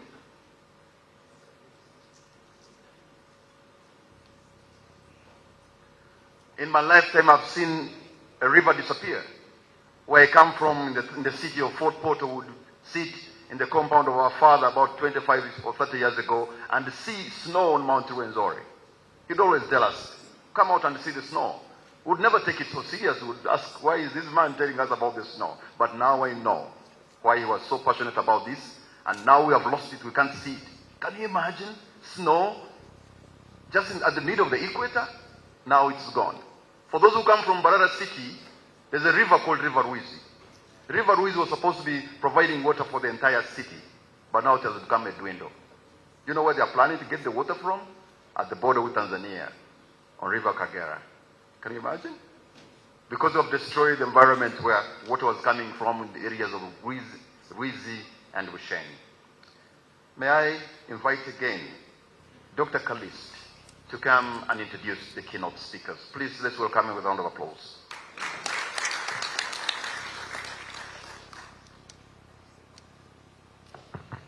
Thank you very much, moderator. Ladies and gentlemen, for this year, as we discuss and reflect on the theme, rethinking corrective action and innovative solutions to water, environment, and climate change crisis in Uganda, we decided to have two keynote speakers, very, very experienced and well-known professionals in this area. We have Dr. Mark Smith, all the way from Sri Lanka. He's the Director General of the International Water Management Institute. He was formerly the Deputy Director General of the same organization in charge of research for development, and brings in experience in water resources, agriculture, climate and sustainability. He was the director of the Global Water Program at the International Union for Conservation of Nature, IUCN, from 2008 to 2018, where he led innovation, multi-regional programs in Asia, Africa, and Latin America, addressing river basin management, transboundary cooperation, and water governance, climate change adaptation, and nature-based solutions. He has a PhD in ecology and resource management from the University of Edinburgh and a master's in climatology from the University of Guelph. He holds a PhD from Queen's University Belfast and a postgraduate degree. He attended Harvard Business School Executive Leadership Development Program and has been an affiliated Fulbright Research Scholar at the University of California, Berkeley, and Chevening Fellow at the University of Brantford. I would like you to join me to welcome Dr. Mark Smith as our first keynote speaker. Dr. Mark, over to you.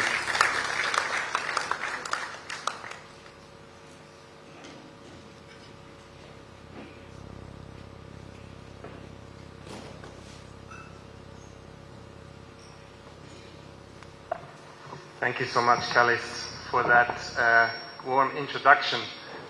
Some of that biography was me, and some of it was true. Thank you very much. I would like to begin by adding, of course, my acknowledgement to all of the protocols observed. Distinguished participants, ladies and gentlemen, I want also to express my deep thanks and appreciation to the Honourable Minister, to the Permanent Secretary, to the organisers, the Ministry of Water and Environment, the Water Resources Institute, and all of the convening partners for the fantastic opportunity you have afforded to me to speak today and to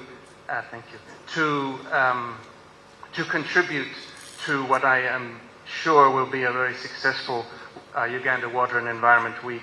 My congratulations also to all of those who have contributed to the organizing of this week.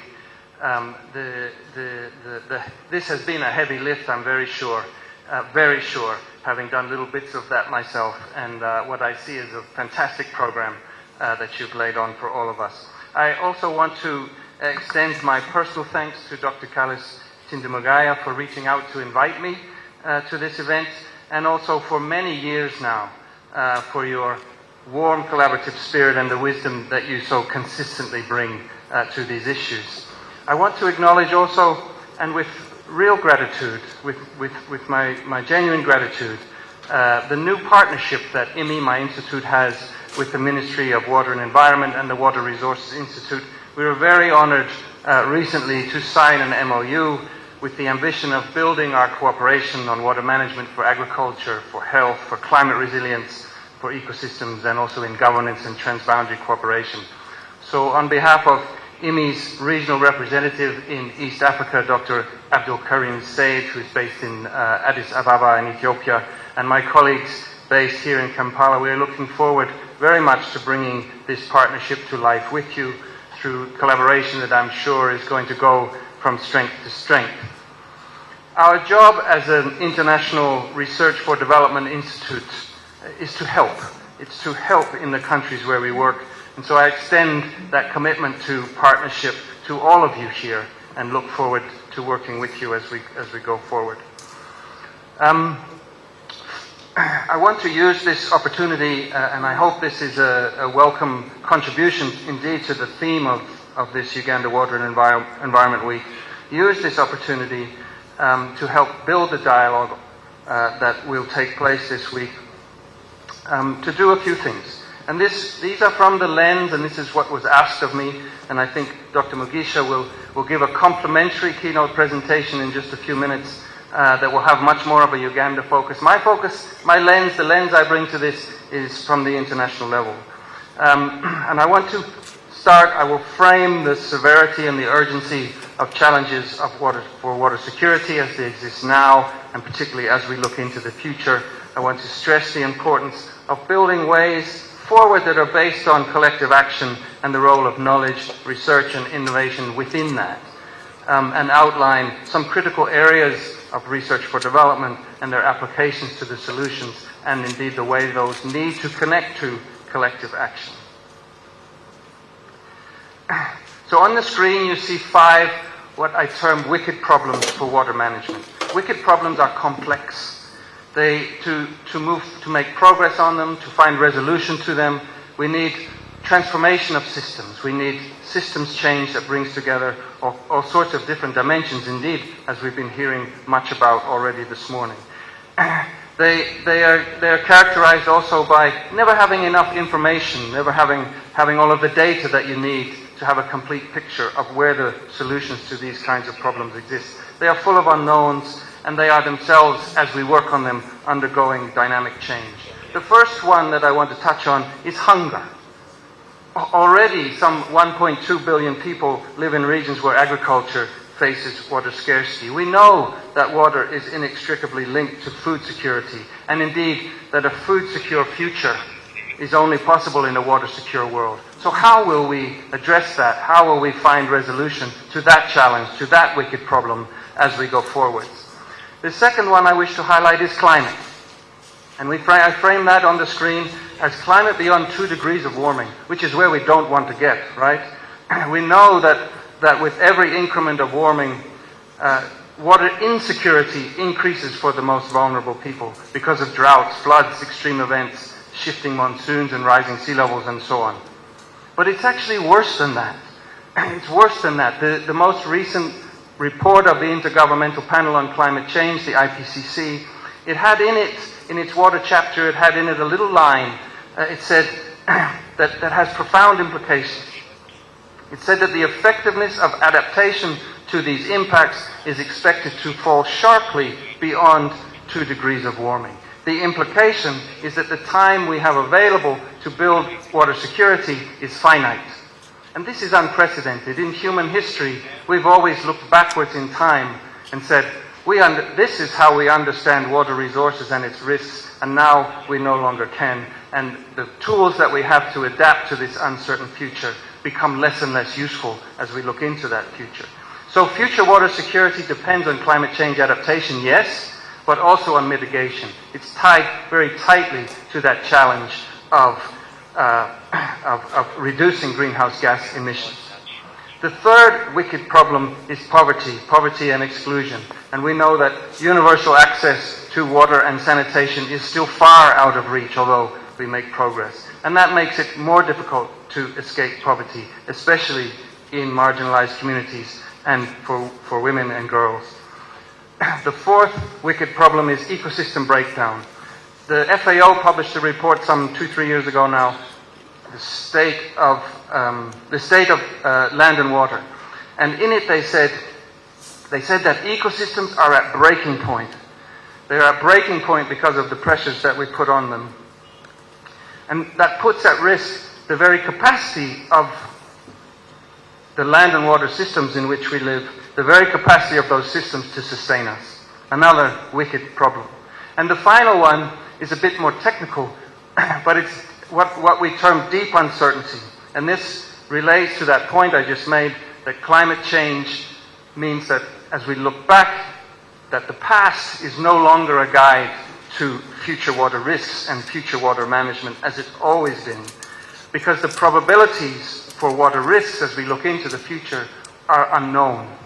And that, again, changes things very profoundly. So we have to reconfigure the way that we manage droughts and floods and water scarcity. We have to find new ways of planning and investing and managing water. We can't just do more of what we've tried to do in the past. We have to reconfigure things. So those are 5 wicked problems for water management. So what should we do? What should we do? How should we tackle? What should be our priorities as we take on those wicked problems? So at my institute, the International Water Management Institute, what we did at the end of 2022, which was just prior to the UN conference on water that took place in New York in March of 2023. So just prior to that, we started a dialogue. We started a dialogue and we asked people. We asked, what should we do? What should be our priorities for how we tackle these kinds of problems? What should be our priorities for transforming the future of water security? Here, by water security, I just want to stop for one brief moment. By water security, there's various definitions that, of course, we will see. The way we describe it at IMI is water security demands that we achieve and sustain the availability of an acceptable quantity and quality of water for health, livelihoods, ecosystems, and production, coupled with an acceptable level of water-related risks to people, environments, and economies. So that's the big picture of water security. So we ask people, what should be our priorities as we look into the future for achieving water security?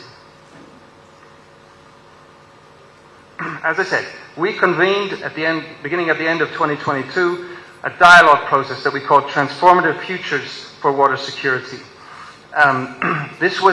The aim was to bring together those stakeholders to design a set of what we called high ambition missions for science-based action on water security, and then take those to that conference in New York as a call for ambition, as a call for high ambition, and for stakeholders then to join forces on collective action missions for transforming future water security. The process we ran, it was built from the bottom up, from some feeder events, and then a set of 8 regional online dialogues, including in this region. The process was co-led with youth. We said we had youth co-guardianship of the process, recognizing the stake that young people today have in the future of water and climate and environment. Indeed, as the poet who spoke so eloquently just a few moments ago, the message he was delivering to us. We brought together in this process 8 stakeholder groups, from policymakers through local government, water users across different sectors, private sector, NGOs, youth, funders and investors, and knowledge generators. As I said, we had 8 regional online dialogues that then concluded with a final conference, a final in-person conference just in South Africa, just before that UN conference. So across all of this process, we had more than 60 convening partners. We had contributions to the process from more than 1,000 people coming from more than 400 organizations, including contributions and participation here from Uganda, of course.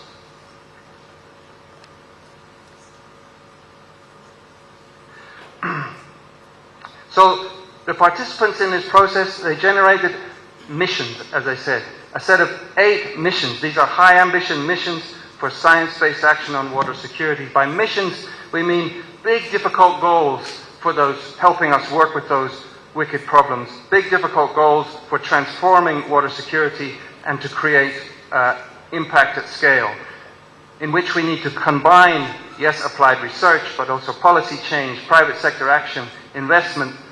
The collective action is at the core of the idea of working with missions. These 8 missions are stakeholder-driven priorities for research, policy, action, and investment. The 8 missions are systemic. They're systemic and they're reinforcing when we combine them, when we bring them together.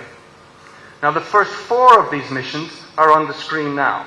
And these are oriented towards systemic outcomes. So what are the key systemic outcomes that we need to be oriented towards? So these first 4, it starts with number 1, I suspect you can't read it, but the first is build farmers' resilience to climate change and water risks by using climate-smart interventions to raise water productivity and transform agriculture. Remember, these came from all of those stakeholders that were taking part in that process.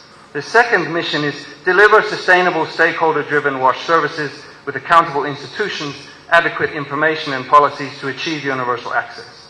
The third mission of these systemic missions is increase water availability through circular management of wastewater, new technologies for non-conventional water, and cutting non-revenue losses.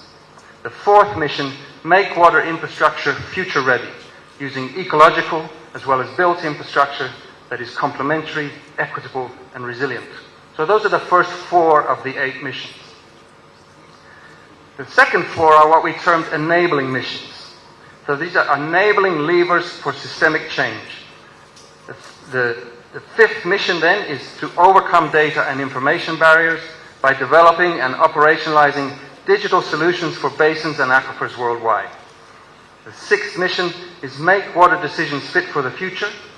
Here, by integrating the full range of values of water, and we heard this morning about some of those diversity of values of water that need to be incorporated into decision-making around water. So integrating the full range of the values of water and the objectives of multiple sectors and stakeholders and the trade-offs between them. 7th mission, deliver good water governance and transboundary cooperation that is inclusive, participatory, equitable, accountable, responsive and smart. And the final mission, the 8th mission, adapt to future water regimes and risks with enhanced climate information, preparedness, management, innovation and capacity development. So these transformative Futures for Water Security missions, they provide a stakeholder-led, demand-driven framework for collective action. A common framework around which diverse stakeholders can align their priorities and their action. And the missions were published just ahead of that New York conference in the journal Nature Water, and we were very honored to have Dr. Callis join us in publishing that paper. So we work with the mission framework, we combine the systemic and the enabling missions, and then you see around them in the orange circle are a set of components that are common to all missions. Here's where we see gender equality, youth leadership, research partnerships, the need for private sector engagement, and so on.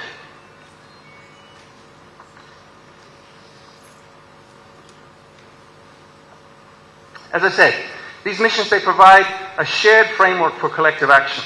A shared framework for collective action on this wicked problem of future water security. So just, what do we mean, before I get on to what's on that slide, what do we mean by collective action? So our contention is, in this process, that we will make more and faster progress in resolving those complex water problems if stakeholders align their efforts and get behind shared goals for change, so that the policymakers in government, the local government, the funders and the investors in the private sector, civil society, research institutions, that we work jointly on policies and investments and implementing actions, making change on the ground. And if we can align and break down the fragmentation that we face, then we will accelerate progress where speed is important. Speed is part of the challenge that we face today. So these missions provide a shared framework of goals, and each of those stakeholder groups, each of those involved in collective action can then ask, what are we doing now to contribute to the missions? How can we be more successful if we align to what others are doing? What is missing? How can we work together to close that science policy to action gap? So mission-driven collective action helps us break down silos and, as I said, reduce the fragmentation that plagues water action. With mission-driven collective action, we can jointly raise our ambition. We can jointly raise our ambition so that we use our collective muscle to be truly bold. Those wicked problems, they require us to be truly bold, and we can do that together, not apart. So I want to spend just a few slides now saying how we're responding to that challenge. What do we in Research for Development, what do we in my institute, what do we contribute, what do we bring to mission-driven collective action? And part of the context here is that I think too often research institutes and the culture of research means that you stand outside these issues. You stand outside these issues and you work on understanding them and informing people so that they can understand better. And I think with these kinds of wicked systemic problems, research and institutes like mine, we have to stand inside the problems. We have to stand inside the system and work through collective action partnerships alongside others on systems change. So we are a Research for Development organization. That means we have a clear line of sight through to impact. Yes, we do applied research, but we need impact, and that requires us to work on partnerships, and this collective action approach, I think, means that we will strengthen our partnership. So I want to put a spotlight on 3 of the missions. The first of those, as you see here, is building farmers' resilience. As I've said, climate change is having profound implications for water and for water risks, and these are felt keenly by farmers. We know this, we all know this. It's felt keenly by farmers, as water risks are changing, there is more uncertainty about water risks. They are facing this problem of deep uncertainty. The past is no longer a guide to the future. In East Africa, food insecurity impacts some 40 million people across the region, and in 2023, drought and water insecurity was linked to the displacement of 13 million people.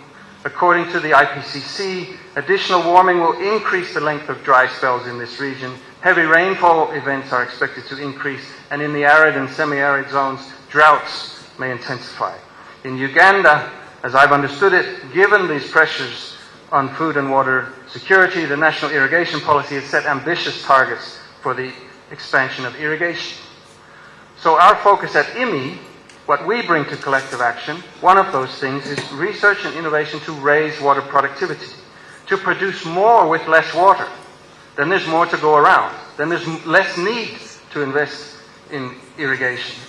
So raise water productivity. The challenge is that this is actually more complex than it may appear, and it requires aligning actions and technologies and innovations across scales, really from the level of genes and seeds and crops and the crops that you choose, through to the way that you manage them in farmers' fields, through to the way that water is allocated between different uses in a basin, the way that you manage water storage at the basin level, the way that you govern the way water is managed between different sectors.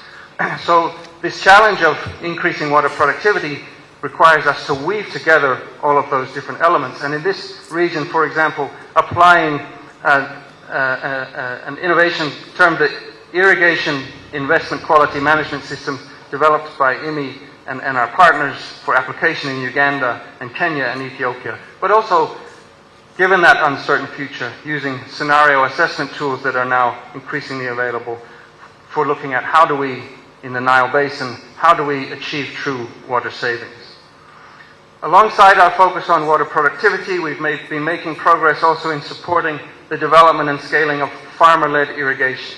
So working through collective action to test how to increase access to irrigation technologies, access to capacities, access to financing by farming. So test how to make that work better by working with the private sector on value chain development and financing partnerships, and with the public sector on capacities and policies, and with multi-sector platforms to catalyze partnerships. But we recognize as well that to close the irrigation gap in Africa, in Africa, in sub-Saharan Africa, it's estimated that farmers could irrigate 30 million hectares profitably with motor pumps, like you see on the screen, to benefit 185 million farm households with $22 billion in net revenue. But to work at that kind of scale, clearly we need much higher ambition. We need to overcome the fragmentation of our efforts, mobilize finance, and ensure that sustainable and resilient investments are implemented through collective action.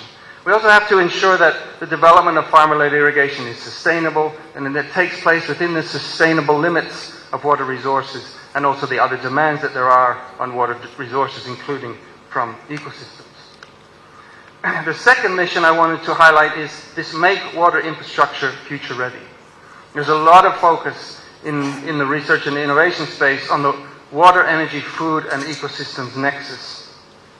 So, for example, with this kind of approach, we can bring the data and analysis to help policymakers and investors weigh up the trade-offs between agriculture, energy security, and water resources. And this can help to reveal opportunities to harness renewable energy and irrigation, to increase water use efficiency, while also reducing the carbon footprint of agriculture. This kind of nexus approach is also key to breaking down the sector silos. And that's key for optimizing productivity across sectors and achieving real gains, real demonstrable gains in sustainability, both locally and then through to the basin level. It's also a means of opening what are really cutting-edge pathways now to delivering what we term multi-sector infrastructure portfolios. So enabling the design of low-carbon development pathways, which we've heard from the United Nations this morning is so important. low carbon development pathways, integrating energy, food and water security, and then integrating into those nature-based solutions, including wetland management and conservation. The map and the image that you see on the right-hand side of the screen comes from, as I said, this is really cutting-edge research that we've been involved in across with a range of different partners.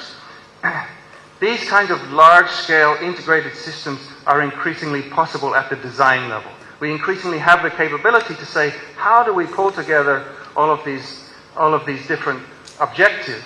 Yes, there are data gaps, but those data gaps are getting less as well because we have remote sensing and other tools to help us with that. So the example that in the map is from Ghana, which was an analysis that showed we can combine projections for how we invest in the electricity grid alongside hydropower, alongside irrigation, alongside ecosystems in a combined package. But to bring that to life, to take that out of the realm of research, clearly that's where we need collective action.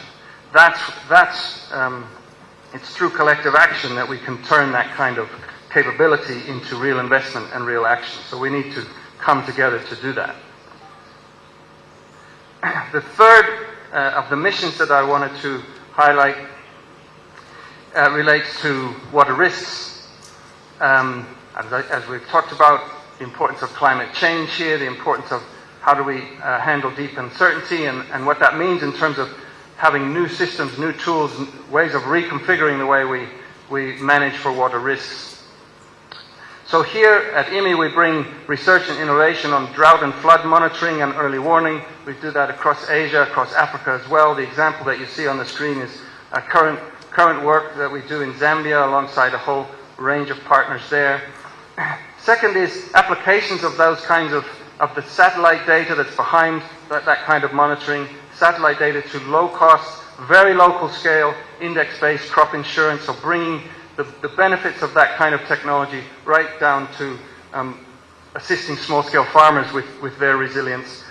And then finally, there isn't anything on the screen about this, but I wanted to mention it's really at the latest work that we're doing is to develop and roll out what we call digital platforms that link early warning to cross-sector, multi-ministry anticipatory action for disaster risk management. So again, tools to put these kinds of data right into the hands of people that need them to make decisions, in this case, ahead of when disaster strikes so that communities can be more resilient.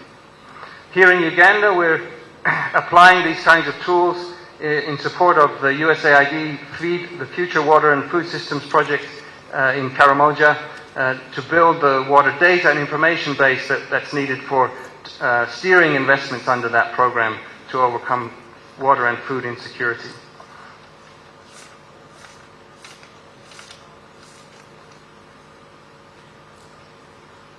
Okay, none of those innovations work by themselves. They won't scale without collective action.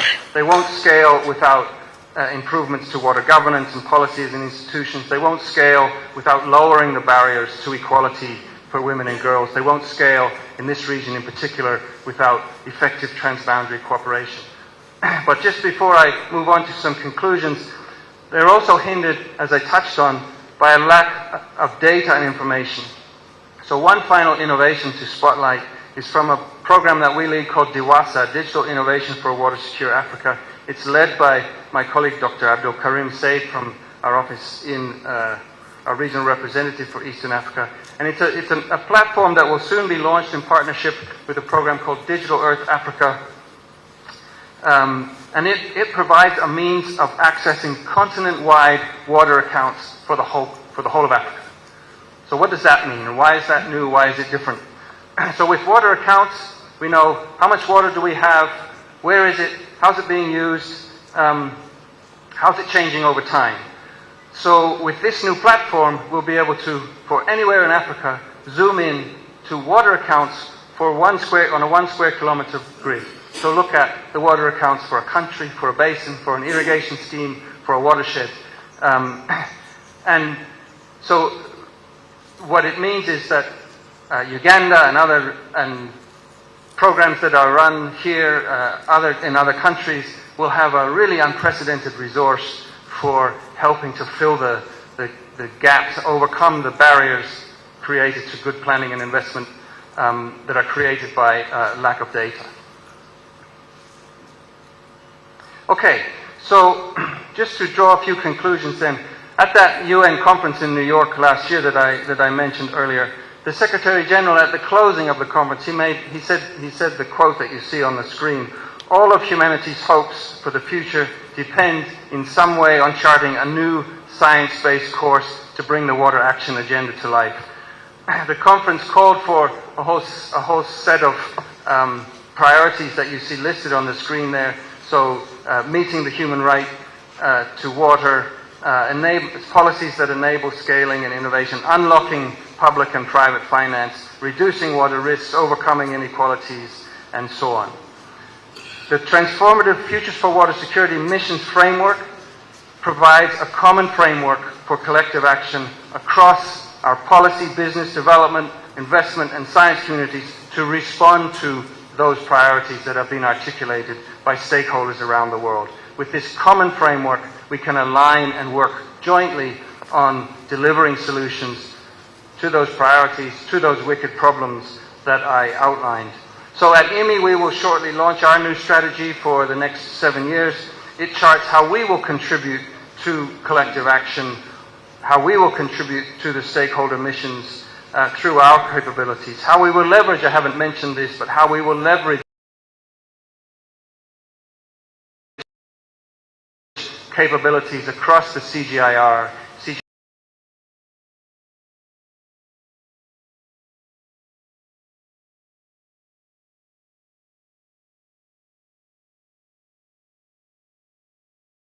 as well as applying what we term transformational levers for water data, some of which you've seen here, some of those new tools, water governance, transformational levers related to gender, youth, and social inclusion, as well as to finance, scaling, and investment. So I invite everyone here this week and beyond to consider how to use the common mission framework to align our collective action, to rethink our collective action, indeed, as the theme of this week challenges us to do, for that bold transformation of future water security that we need around the world and here in Uganda. And from IMI's point of view, we look forward to carrying this agenda forward with you through partnership here in Uganda. Thank you.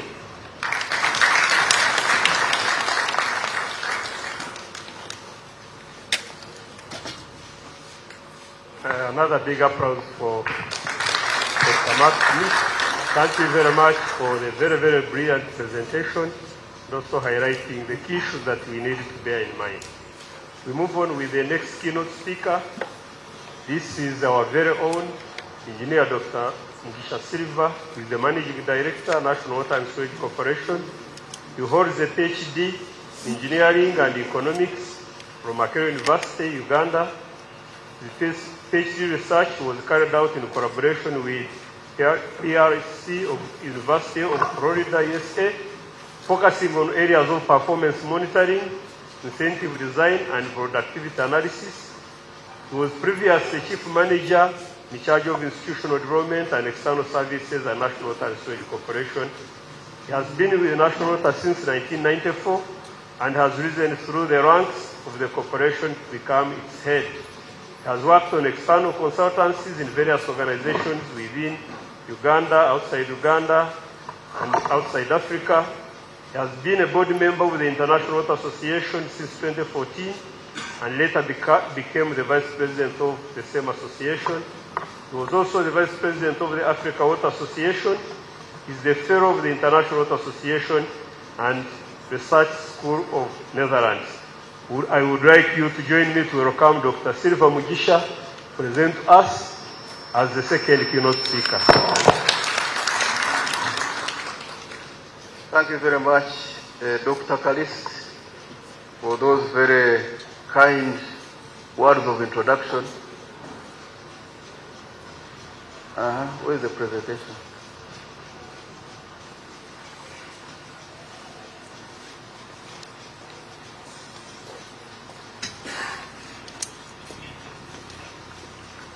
You know, I told people that these IT things. So, as I wait for the presentation, I really want to thank Dr. Smith for the very wonderful presentation he has made. And also to tell you that he is not the only one. If you ask anybody from a university, he will have a different version of this rich information he can present to you. So when I was asked to make a keynote presentation, it was a bit unique because as you see the program, there's only one keynote speaker. In this one, they said we should be two. And I think the intention was for me to put footnotes to what Dr. Smith was trying to say. Now, my footnotes are going to be guided by things which you will not easily get. This one of Dr. Smith you can get. If you go to University of Florida and call a professor, he will present the same thing. So they have been researching a lot on water programs. What you want to get is the mindset. What is the mindset that we need? What is the attitude to action? Dr. Smith talked about collective action. But for me, I think it has become collective speaking or talking. We talk, and there is little action. This is very good information to use, to take action. So when shall we understand what action is and what talking is? If we continue to convince ourselves that talking means action, I think we shall continue with these problems in perpetuity. So I want to urge us here in this week of talking actually to start exploring ways of graduating this talking into action. And so I want to give you 10 issues as I saw them, because I've been with you around. And only note that we have the best people that can actually take action in this country. The best people. You come to the ministry here, best engineers, water engineers. You go to national water, best engineers, best people. But why are we still struggling with these problems when they seem even to get worse every day that passes?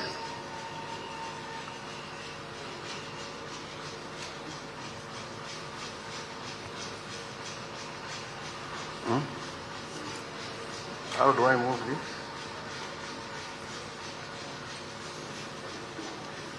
Okay? So just briefly, that is the situation as it is now in Uganda. I got some information from the UN just slightly before COVID, and I'm a little bit convinced that that is still the situation, because figures, they don't have the habit of moving very fast here. If you don't work on things, you don't expect that things will change very fast. Those are still the figures. About 79 of households in Uganda accessing drinking water, and slightly below the NDP 3, whose target was 83 at that time.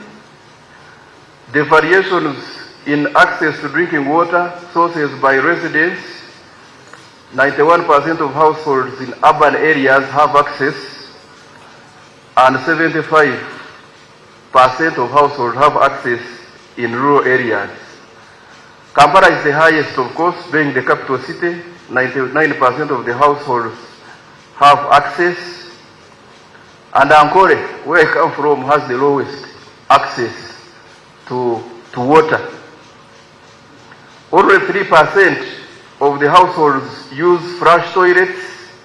83% of the households use pit latrines.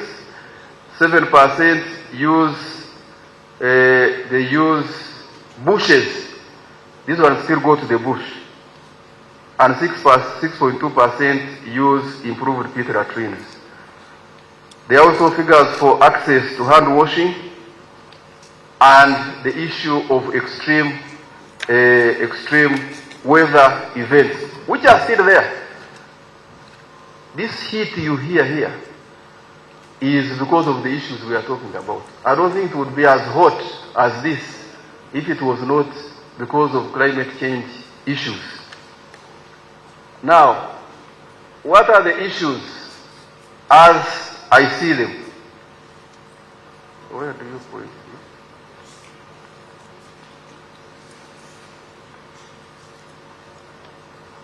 What are the issues as we see them? Having a bit of. The first issue, everybody will tell you the reason why the water and sanitation situation is like that is because of money. There is no finance. And I think everybody now knows it. But what is the issue? The issue is that we only focus on traditional sources. When you don't have money, you want to look at the World Bank, at KFW, now we have AFD, we have Danida. Those are the sources we look at. We don't look at the way we are managing systems. If we are managing them properly, wouldn't we generate our own internal sources to complement these other traditional sources? There are climate funds that have now come. Can we think beyond these sources to those other sources? There is also market financing. Market financing, but of course that depends on the revenues you have as an institution. So that's one of the issues.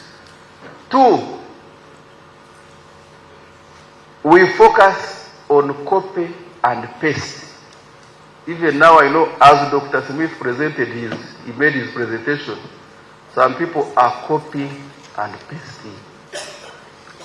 And you know what copying and pasting means? Copying and pasting means you simply refuse to use your head and you think that the other people who have used their head will help you. We copy and paste even things that are not applicable in our environment. We want to copy and paste. I have seen, for example, people saying, this thing has worked in UK, let's use it here. But is the operating context of UK the same as ours? This thing has worked here. And when you ask somebody, if it has worked there, what are the outcomes? He says, no, that's not the issue. The issue is it has worked there, it should work here. Copy and paste. The other one, group think. Here, of course, we are group thinking now. This is group think. But we forget to know that we come from different countries with different challenges. Group thinking is okay. But as you think in a group, can you reflect on the challenges you are having at home? And even when you come at home here, do you think the challenges of Kampala are the same as Guru, are the same as Karamoja? Why do you think you can apply the same solutions across the board, nationally and internationally? Group thinking. Propensity to use technology solutions without regard to value for money. I tell you, the number of knockings I've had on my door for prepaid meters, for example. Somebody says, use prepaid meters. I say, you are from China? Yes. Are you using them? He says, no, but you can use them here. Why do you think a solution cannot work in China? It cannot work in Europe. It cannot work in America. And it can work in Africa. When you say, where has it applied here? Benin, Togo, what? You know? Technology. Does it bring value for money? If your correction ratio, for example, is 98%, what are you bringing the prepaid meter to do for you? That's for convenience. Convenience, is that the biggest problem of Ugandans here? How many people do you want to bring convenience to? And how many people still don't have your services? So what is the value for money? Then, most of the efforts we have at play, they are deficient in action. Action. Action. For example, who doesn't know that when you plant a tree, you will alleviate this problem we are having? How many people are in the business of tree planting? When can the bishop say that before I wed you, first plant a tree and bring evidence that the tree has been what? Has been planted. Before I baptize you, you first plant a what? A tree. Why don't we use these simple approaches? When you get money, 80% of it will go into sensitization. 20%, if you are lucky, will go into the real what? Into the real action. Why can't we be simple, as practical as possible, and make things happen? Resource allocation disparities, we know this.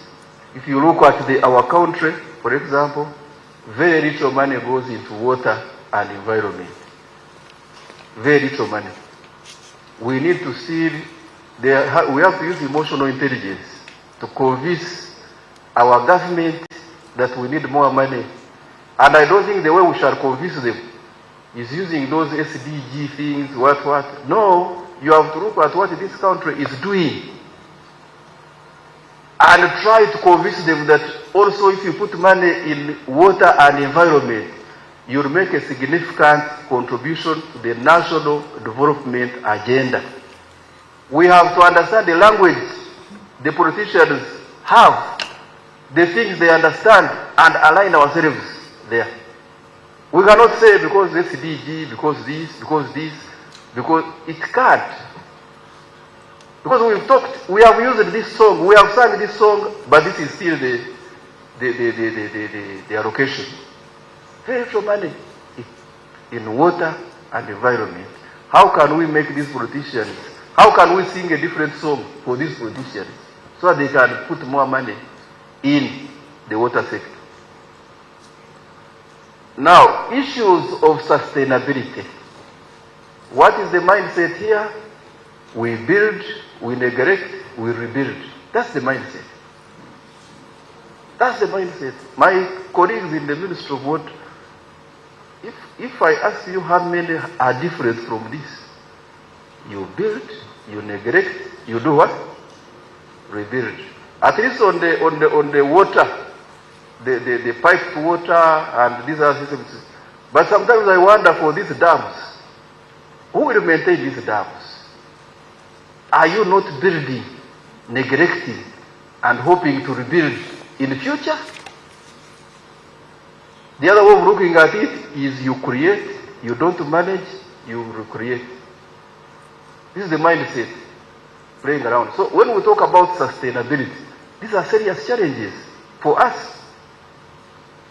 These are serious challenges. So the management part is extremely, very, very important. This nexus, I have heard of water, environment, energy and food nexus, but there's also the issue of economic development. How does economic development live with these things? If somebody wants to build a hotel at the lake, would you say, no, you can't build it there because you'll be spoiling the environment? So how do these things coexist in an eco-friendly manner? Economic development takes place, but the environment is also preserved, and the country achieves holistic development. I think next, somebody was continuous learning. What Dr. Smith was telling us here falls under here. We have to find a mechanism of continuously learning new ways of doing things. And research is very, very key in helping us here. When you get these presentations like what Dr. Smith gave us, it it tends to help you to challenge the status quo. This is what new information says. This is what I'm doing. How do I do things different for better?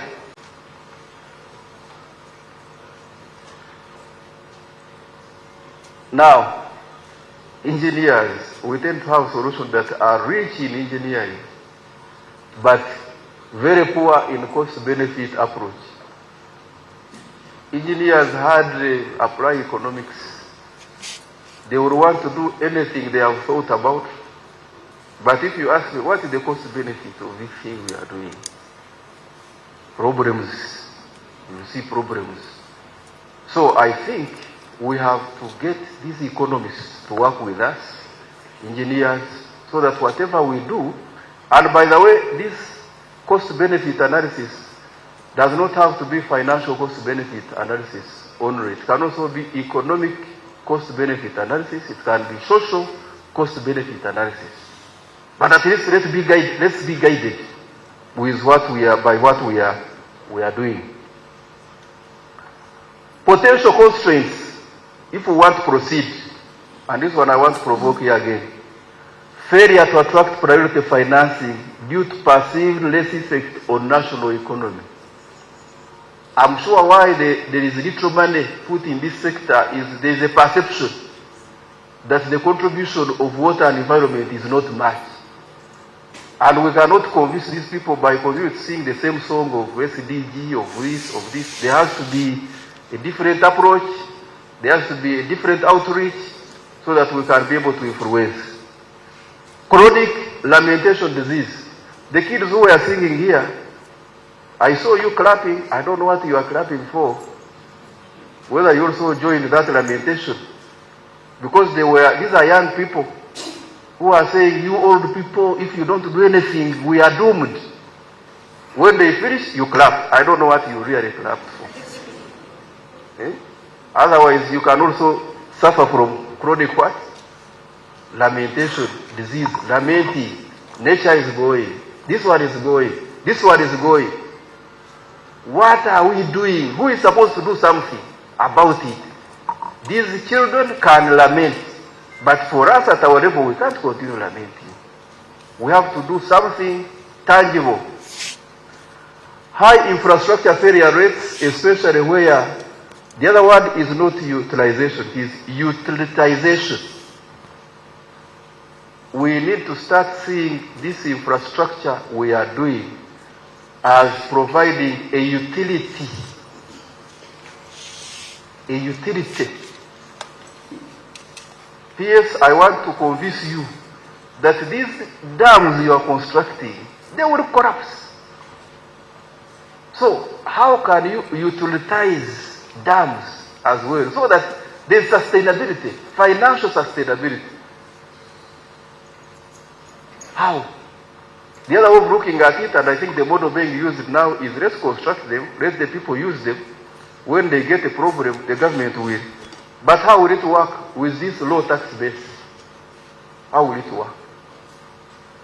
Okay, if it is like that, can it be transparently determined that, okay, we know these things, we have put them there, we know they will run down, then we shall put them back. And it is clear the cost of putting them back, where will it come from? And it is not only dams, it is the several other things which we are putting in place and we are not looking at their sustainability. Will they be there 30 years from now?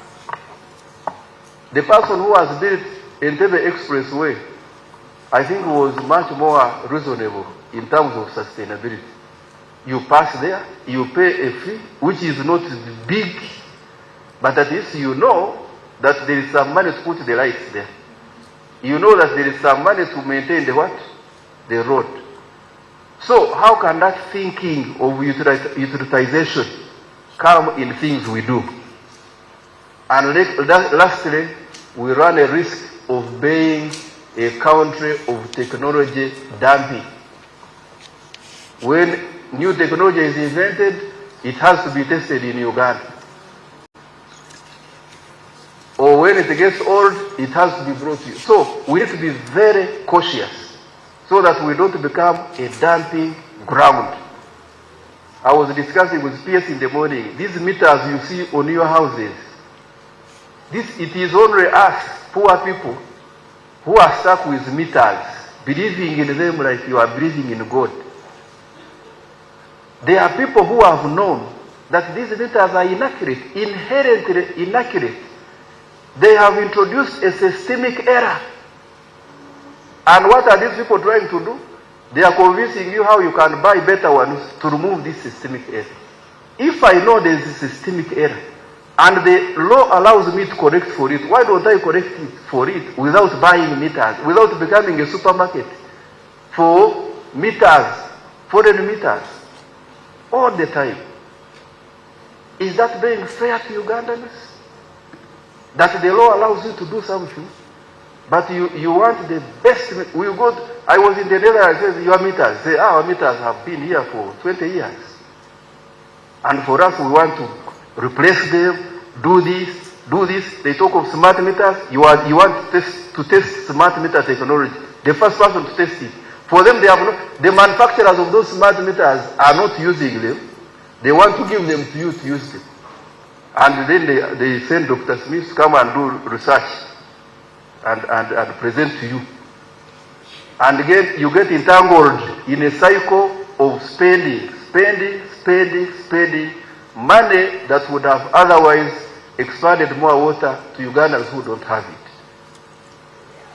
So I think we can intelligently use our brains to do things here which are reasonable and which are more fit for purpose for our country. One of the last slides is this: suggested areas of emphasis, innovative efficiency improvement reforms powered by technology. I believe in technology, but it has to be appropriate technology.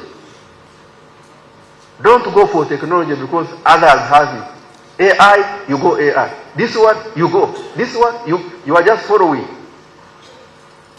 Without interrogating, what is the relevance of this to my situation? Climate resilient systems and technologies. Climate change is here. We cannot run away from it. We have to be resilient. We have to have technologies that can be able to withstand climate change issues.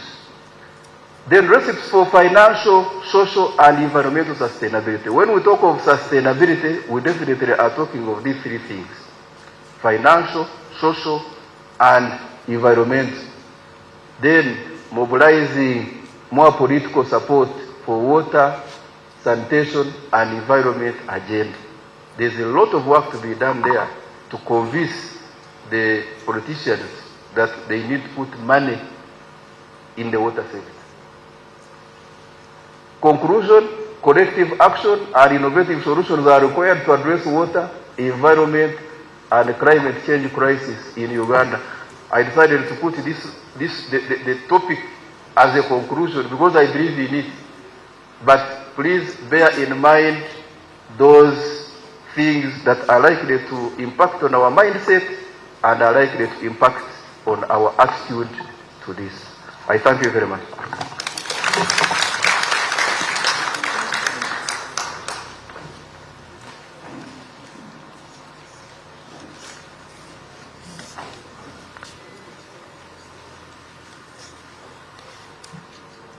Give him another round of applause.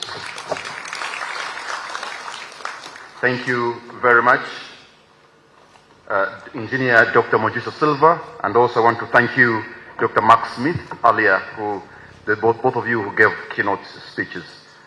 I understand there is something in recognition of your effort, and may I invite the PS, Minister of Finance, and the resident coordinator that will be giving prizes or gifts to the two keynote speakers. Sorry? The PS Minister of Water, sorry. Mr. Okotokidi, Mr. Alfred Okotokidi. You know, he was talking about sources of finance. And I kept on thinking, why are we stuck in looking for money in all those places all the time? So it sort of entered my brain. I'm thinking we need to expand our sources of looking for money. And Alfred, that's the reason why I got stuck with the issue of finance, because it came as key when we were looking for resources. That's my bad. The PS Minister of Water will hand over. I think the first person to receive a gift is Dr. Mark Smith, and then Engineer Dr. Mojisha. Both of them have challenged us in working hard, but also have shown us where the environment is. The first images we saw that Engineer Mojisha shared can show us how the environment is choking in some cases with garbage. So we have ourselves to blame. A round of applause to those two. Thank you very much. We are going to another key important event, and that is the panel discussion, which will take us to lunch. Allow me to invite the panelists. I'll read their name one by one, and then they step forward. And each one will have about 5 minutes to make their presentation. And after that, we shall have a small mini plenary so that we can have a question and answer from you. So I'm suggesting that after they have presented, you will put up your hand, ask them questions, probably disagree with them. If I know your name, I'll say your name. If I don't, I'll point to where you're seated. If I can't, maybe I'll talk about the color of the garment you're wearing. So,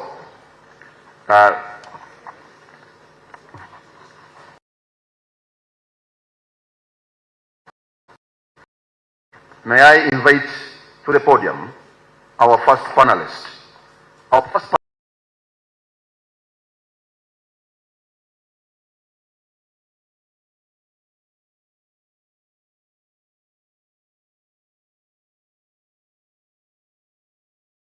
is the Institute of Industrial Research that include technology transfer, technology diffusion, process and product development, business incubation, contract engineering services, and applied R&D, is highly regarded by his peers and professionals. Our first panelist is a member and vice chairman of the Board of National Enterprises Corporation, a business arm of the UPDF. Our first panelist is the chairman, Board of Governors, Entire School. Please let us welcome, with a round of applause, Professor Charles Kwesiga. Our next panelist, ladies and gentlemen, has over 14 years experience in senior finance roles, including financial controller and chief financial officer at Shell Uganda Limited, now Vivo Energy, and chief finance officer at United Bank of Africa. She has a wealth of experience in finance management and business leadership. She has been a fellow of the Association of Chartered Certified Accountants since 2009 and a member of the Institute of Certified Public Accountants of Uganda since 2010. Let us welcome, with a round of applause, Ms. Kate Kiza, Executive Director, DFCU Bank. Our next panelist, ladies and gentlemen, is a results-driven finance and general management professional with keen interest in finance, strategic management, and other aspects of the organization. He possesses specialized training and experience in accounting, financial management, and general management, corporate affairs, company secretarial practices, advertising and public relations, taxation, setting financial systems and departments, internal auditing, and corporate compliance in organization. Our next panelist is the Permanent Secretary, Minister of Water and Environment, Mr. Alfred Okoto-Kidi. Our next panelist, ladies and gentlemen, holds a diploma in education, a bachelor in divinity, a master's in education from the University of Leeds, and a PhD from the Leeds University. He is currently Bishop of Ankole Diocese and Chancellor of Bishop Stuart University in Mbarara. He was previously Senior Lecturer and Dean of Faculty of Education at Uganda Christian University, Mokono. Before that, he served as Deputy Head Teacher at Kiburara Girls School and Entire School. He is a member of several professional bodies, International Advisory Board member, founder and patron Millennium Circle, guest writer in Ugandan leading dailies, New Vision and the Daily Monitor, the Right Reverend Dr. Sheldon Mwesigwa. Our next panelist is an incredible Ugandan. She's an author of Little Earth Soldiers book. She's the team leader of Little Earth Soldiers. Our next panelist is Mini Miss Uganda 2021-2022. Our next panelist is a claimant champion and waits for the best. 9-year-old Grace Stewart Minsima.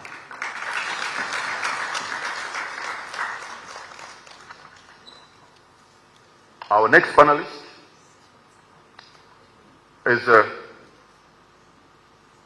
Anne Nkutu, the Rotary District Governor-elect, District 92113, a member of the host organizing committee of the recently completed Rotary International USAID Watch program in Uganda. Let us welcome Ms. Anne Nkutu, Rotary District Governor-elect, District 99213.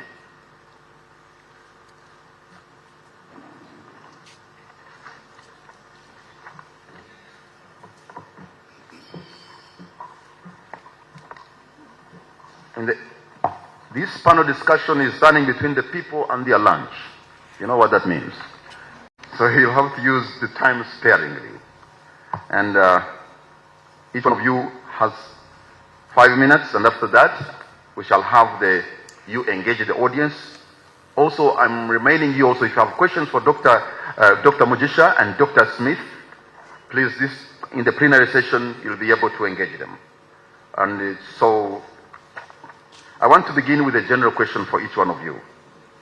And given the urgent need to address Uganda's water scarcity, environmental degradation, and climate change, how can we provoke a paradigm shift towards collective action and innovative solutions that are deeply rooted in the country's realities and strategic imperatives? And I'm going to start from my extreme left with that general question. And after that, we shall go specific. Thank you very much. The organizer thought that the MC or the moderator does not sit. I hope I'll handle. Yes. Thank you. I think the challenges are well known, and we need not dwell into that.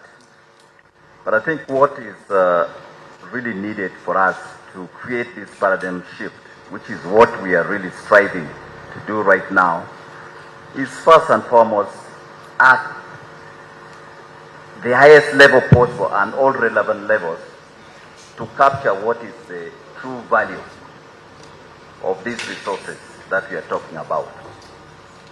When people talk about water, we talk about wetlands, we talk about the forests, they take it that these are God-given, and the true value for these resources are actually not known. And their functionality in terms of being catalysts for development are downplayed a lot. And this is not made any better when things like water is taken as a human right. So how do you sell human rights, for example? Just doesn't ladder. And yet, as Dr. Silva mentioned, and he was actually trying to emphasize, these are supposed to be maintained, these are supposed to be renewed for sustainability purposes.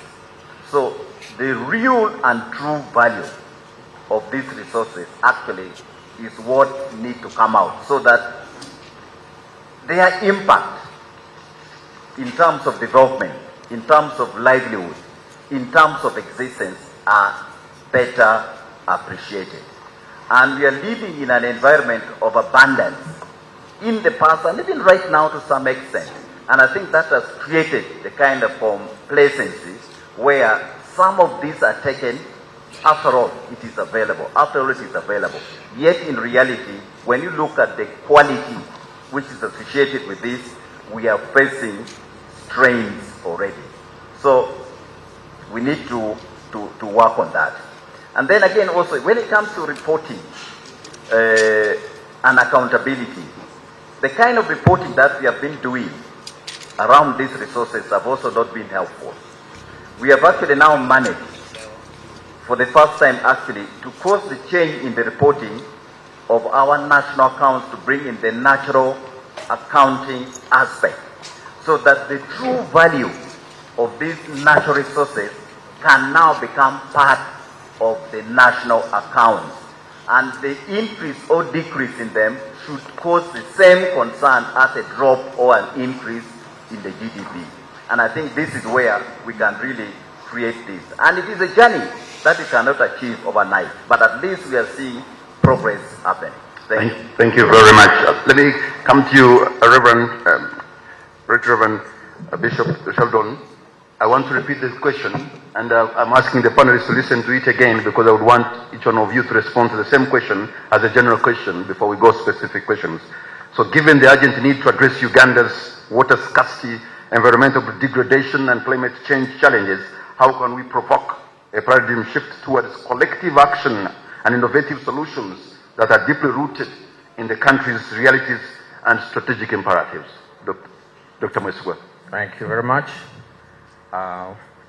One, I would like to appreciate the fact that religious leaders have been invited in this meeting. That is a big credit, because many times this is not done, and we happen to live on LC1. We deal with the people down there. Actually, when you want to appreciate the challenge, when I was here and saw the presentations, I sent a message to my driver. I asked him, remind me in Isinjiro, he comes from Isinjiro. Recently, there were some rivers that moved. Tell me about them. So he gave me the information. He said, Kamtiganzi, niyo yagurutere, meaning Kamtiganzi, the river flew recently. Then he said, Kahirimbi, nayo ekachendera na nachivale, that these two now have reduced in the water levels that they had. So on the lower level, LC1, we deal with these issues, the challenges, paradigm shift. What are we doing? How are we trying to engage this? This is the best way you can do it, engaging us, even in a bigger way. I want to appreciate the province of the Church of Uganda. This week was declared an environmental week. There are sermons going on to address this very aspect online.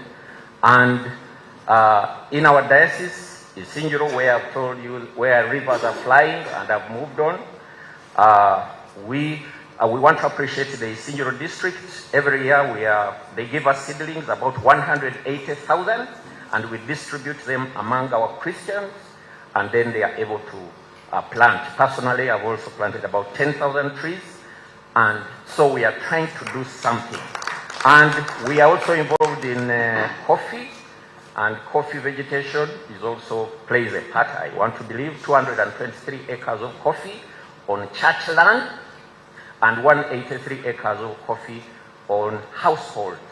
So we are trying to make some steps, but we appeal for more support. When we talk about funds and dissemination, information is power. Most organizations and institutions are only used to radio stations that they are acquainted with. When they come to the Western, they will say, go to Radio West and advertise and say, you don't know there is a Revival Radio. We have 22 districts that we cover, and that's where the people are. They are not so much into your politics, which you go by. So let us know where to put the money also. Work with church institutions. We have captive audiences, which we can use, which we can misuse, which we can underuse. Thank you. Thank you very much, Reverend. And ladies and gentlemen, do you know, earlier I think either it was Dr. Kalist who mentioned that in South Sudan today that schools are closed. By the way, they are not closed because it is a holiday. They are not closed because they are going to celebrate. The schools are closed in South Sudan because of the heat. And guess what? I've seen just an image. Somebody can put a frying pan outside in the sun and you can fry an egg.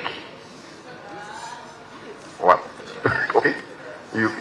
You'll find out more. Okay, we have, but the schools are closed because of the heat. That's a fact.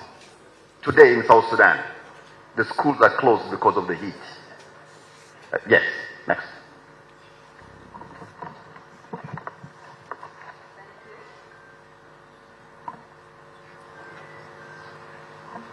Thank you. Good afternoon, everyone. How do we step in to cause the paradigm shift and step away from the lamentations? I could clearly relate on the lamentations.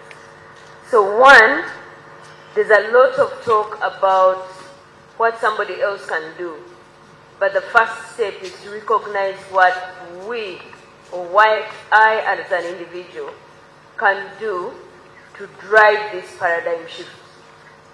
It's always very easy to point at what everyone else should have done, everyone else will do, not relating to what I can do as a contribution to this paradigm shift and bringing the environmental degradation to a halt. Number two is around what the PS mentioned around reporting. Unfortunately, I come from a numbers background, and what we say is everything can be reduced to numbers. Even when you look at the composition of our bodies, it's some addition of numbers of things back and forth.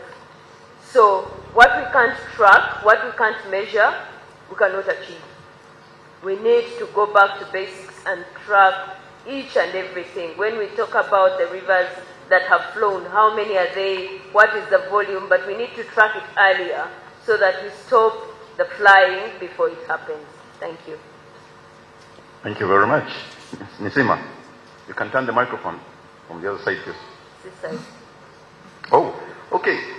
Maybe, what do you think we need to do, even the young people, to address the problems we are facing of environment challenges? In fact, the things we've been talking about, what do you think we can do so that the environment is not destroyed like it is being destroyed right now? What needs to be done? Okay. First of all, I always say that there is nothing we can do if we do not love the earth itself. Because love is the most renewable resource to solve this climate crisis.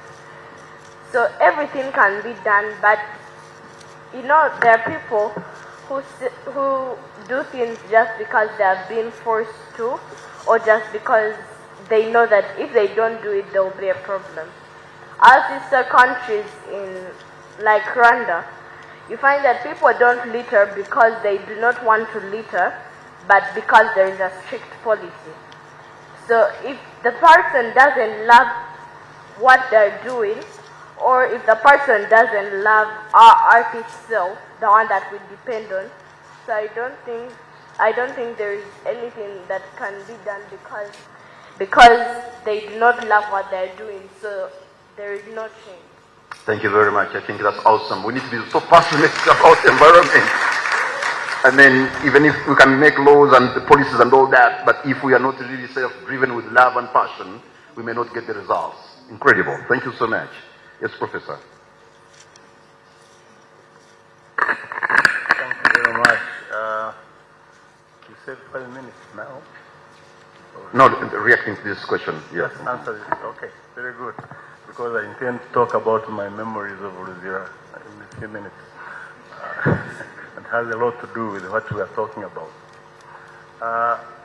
What URI is trying to do, Uganda Industrial Research Institute, after analyzing all the problems that we face, especially... Are you listening to me well? Especially from the industrialization perspective, there are 3 pillars that we must address to industrialize this country. And a lot of them had been alluded to by the keynote speakers. So first and foremost, most critical, is appropriate technology. We must embrace appropriate technology. We must address issues of competent, skilled people to use that technology. We must address the financial infrastructure that enables the enterprises to flourish. And I'm glad we have a banker in our midst.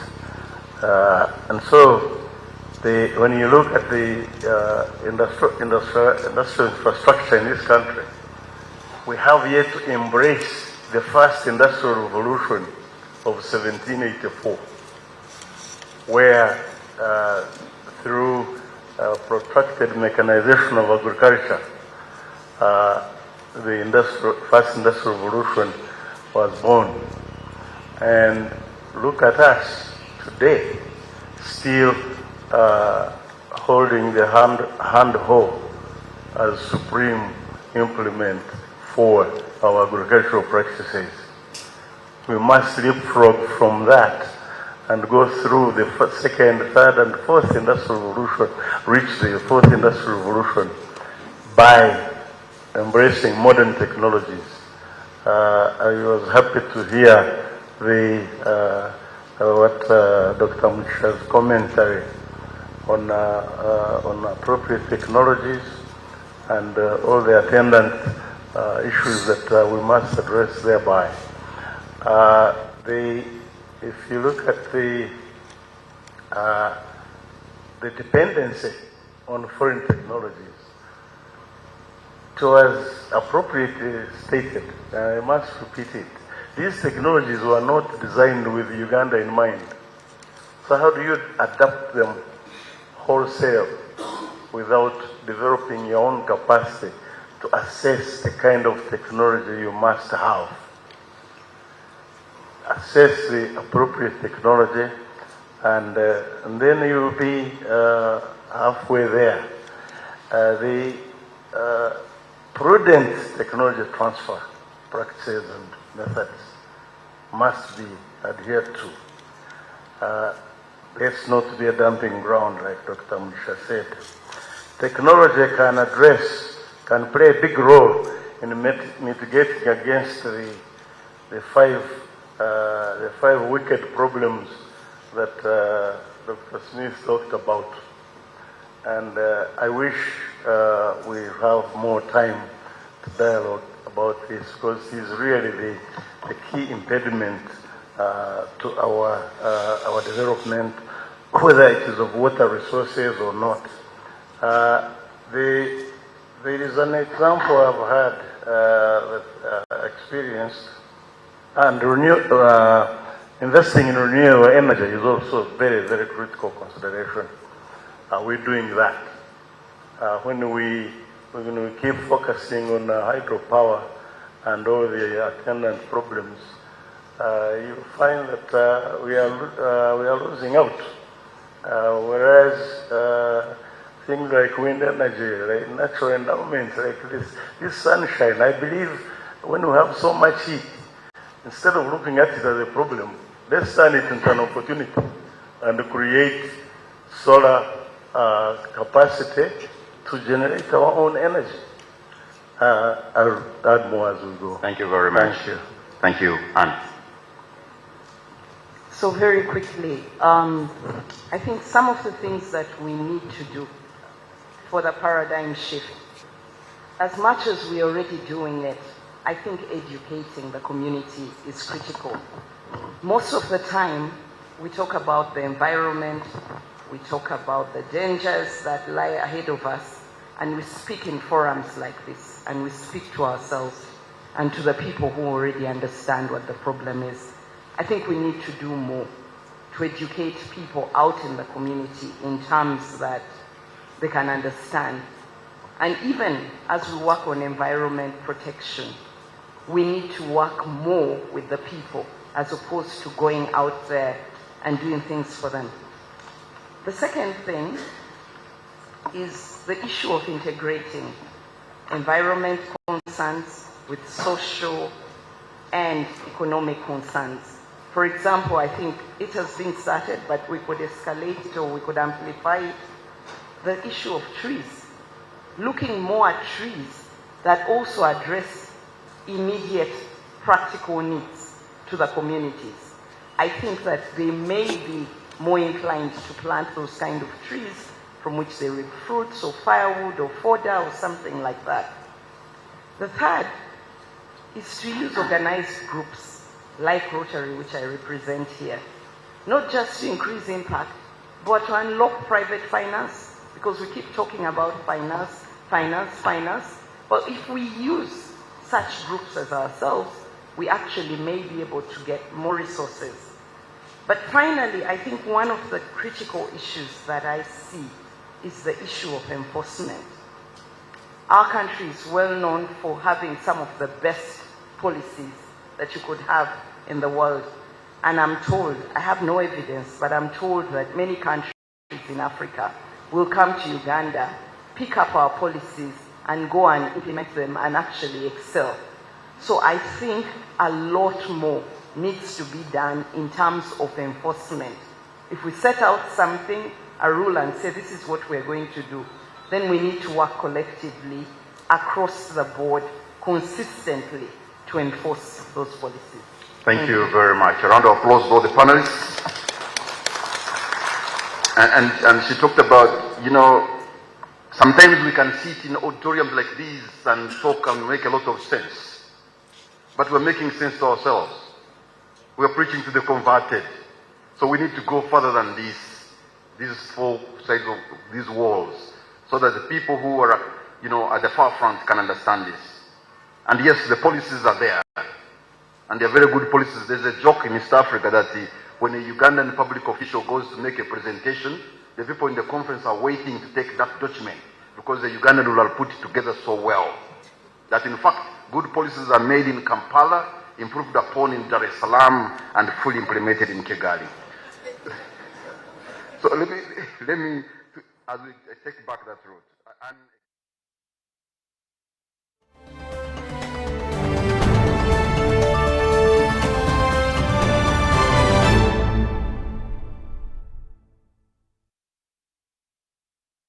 A new dawn on Behind the Headlines with me, Timothy Nyangweso. Every Wednesday, live in our studios in the heart of Kampala. We have conversations that have analysis, explanation, but not every truth is fact, and not every fact is truth. Every Wednesday, 10 p.m. on your public broadcaster. All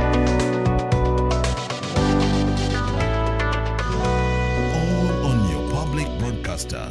UBC, inspiring Uganda.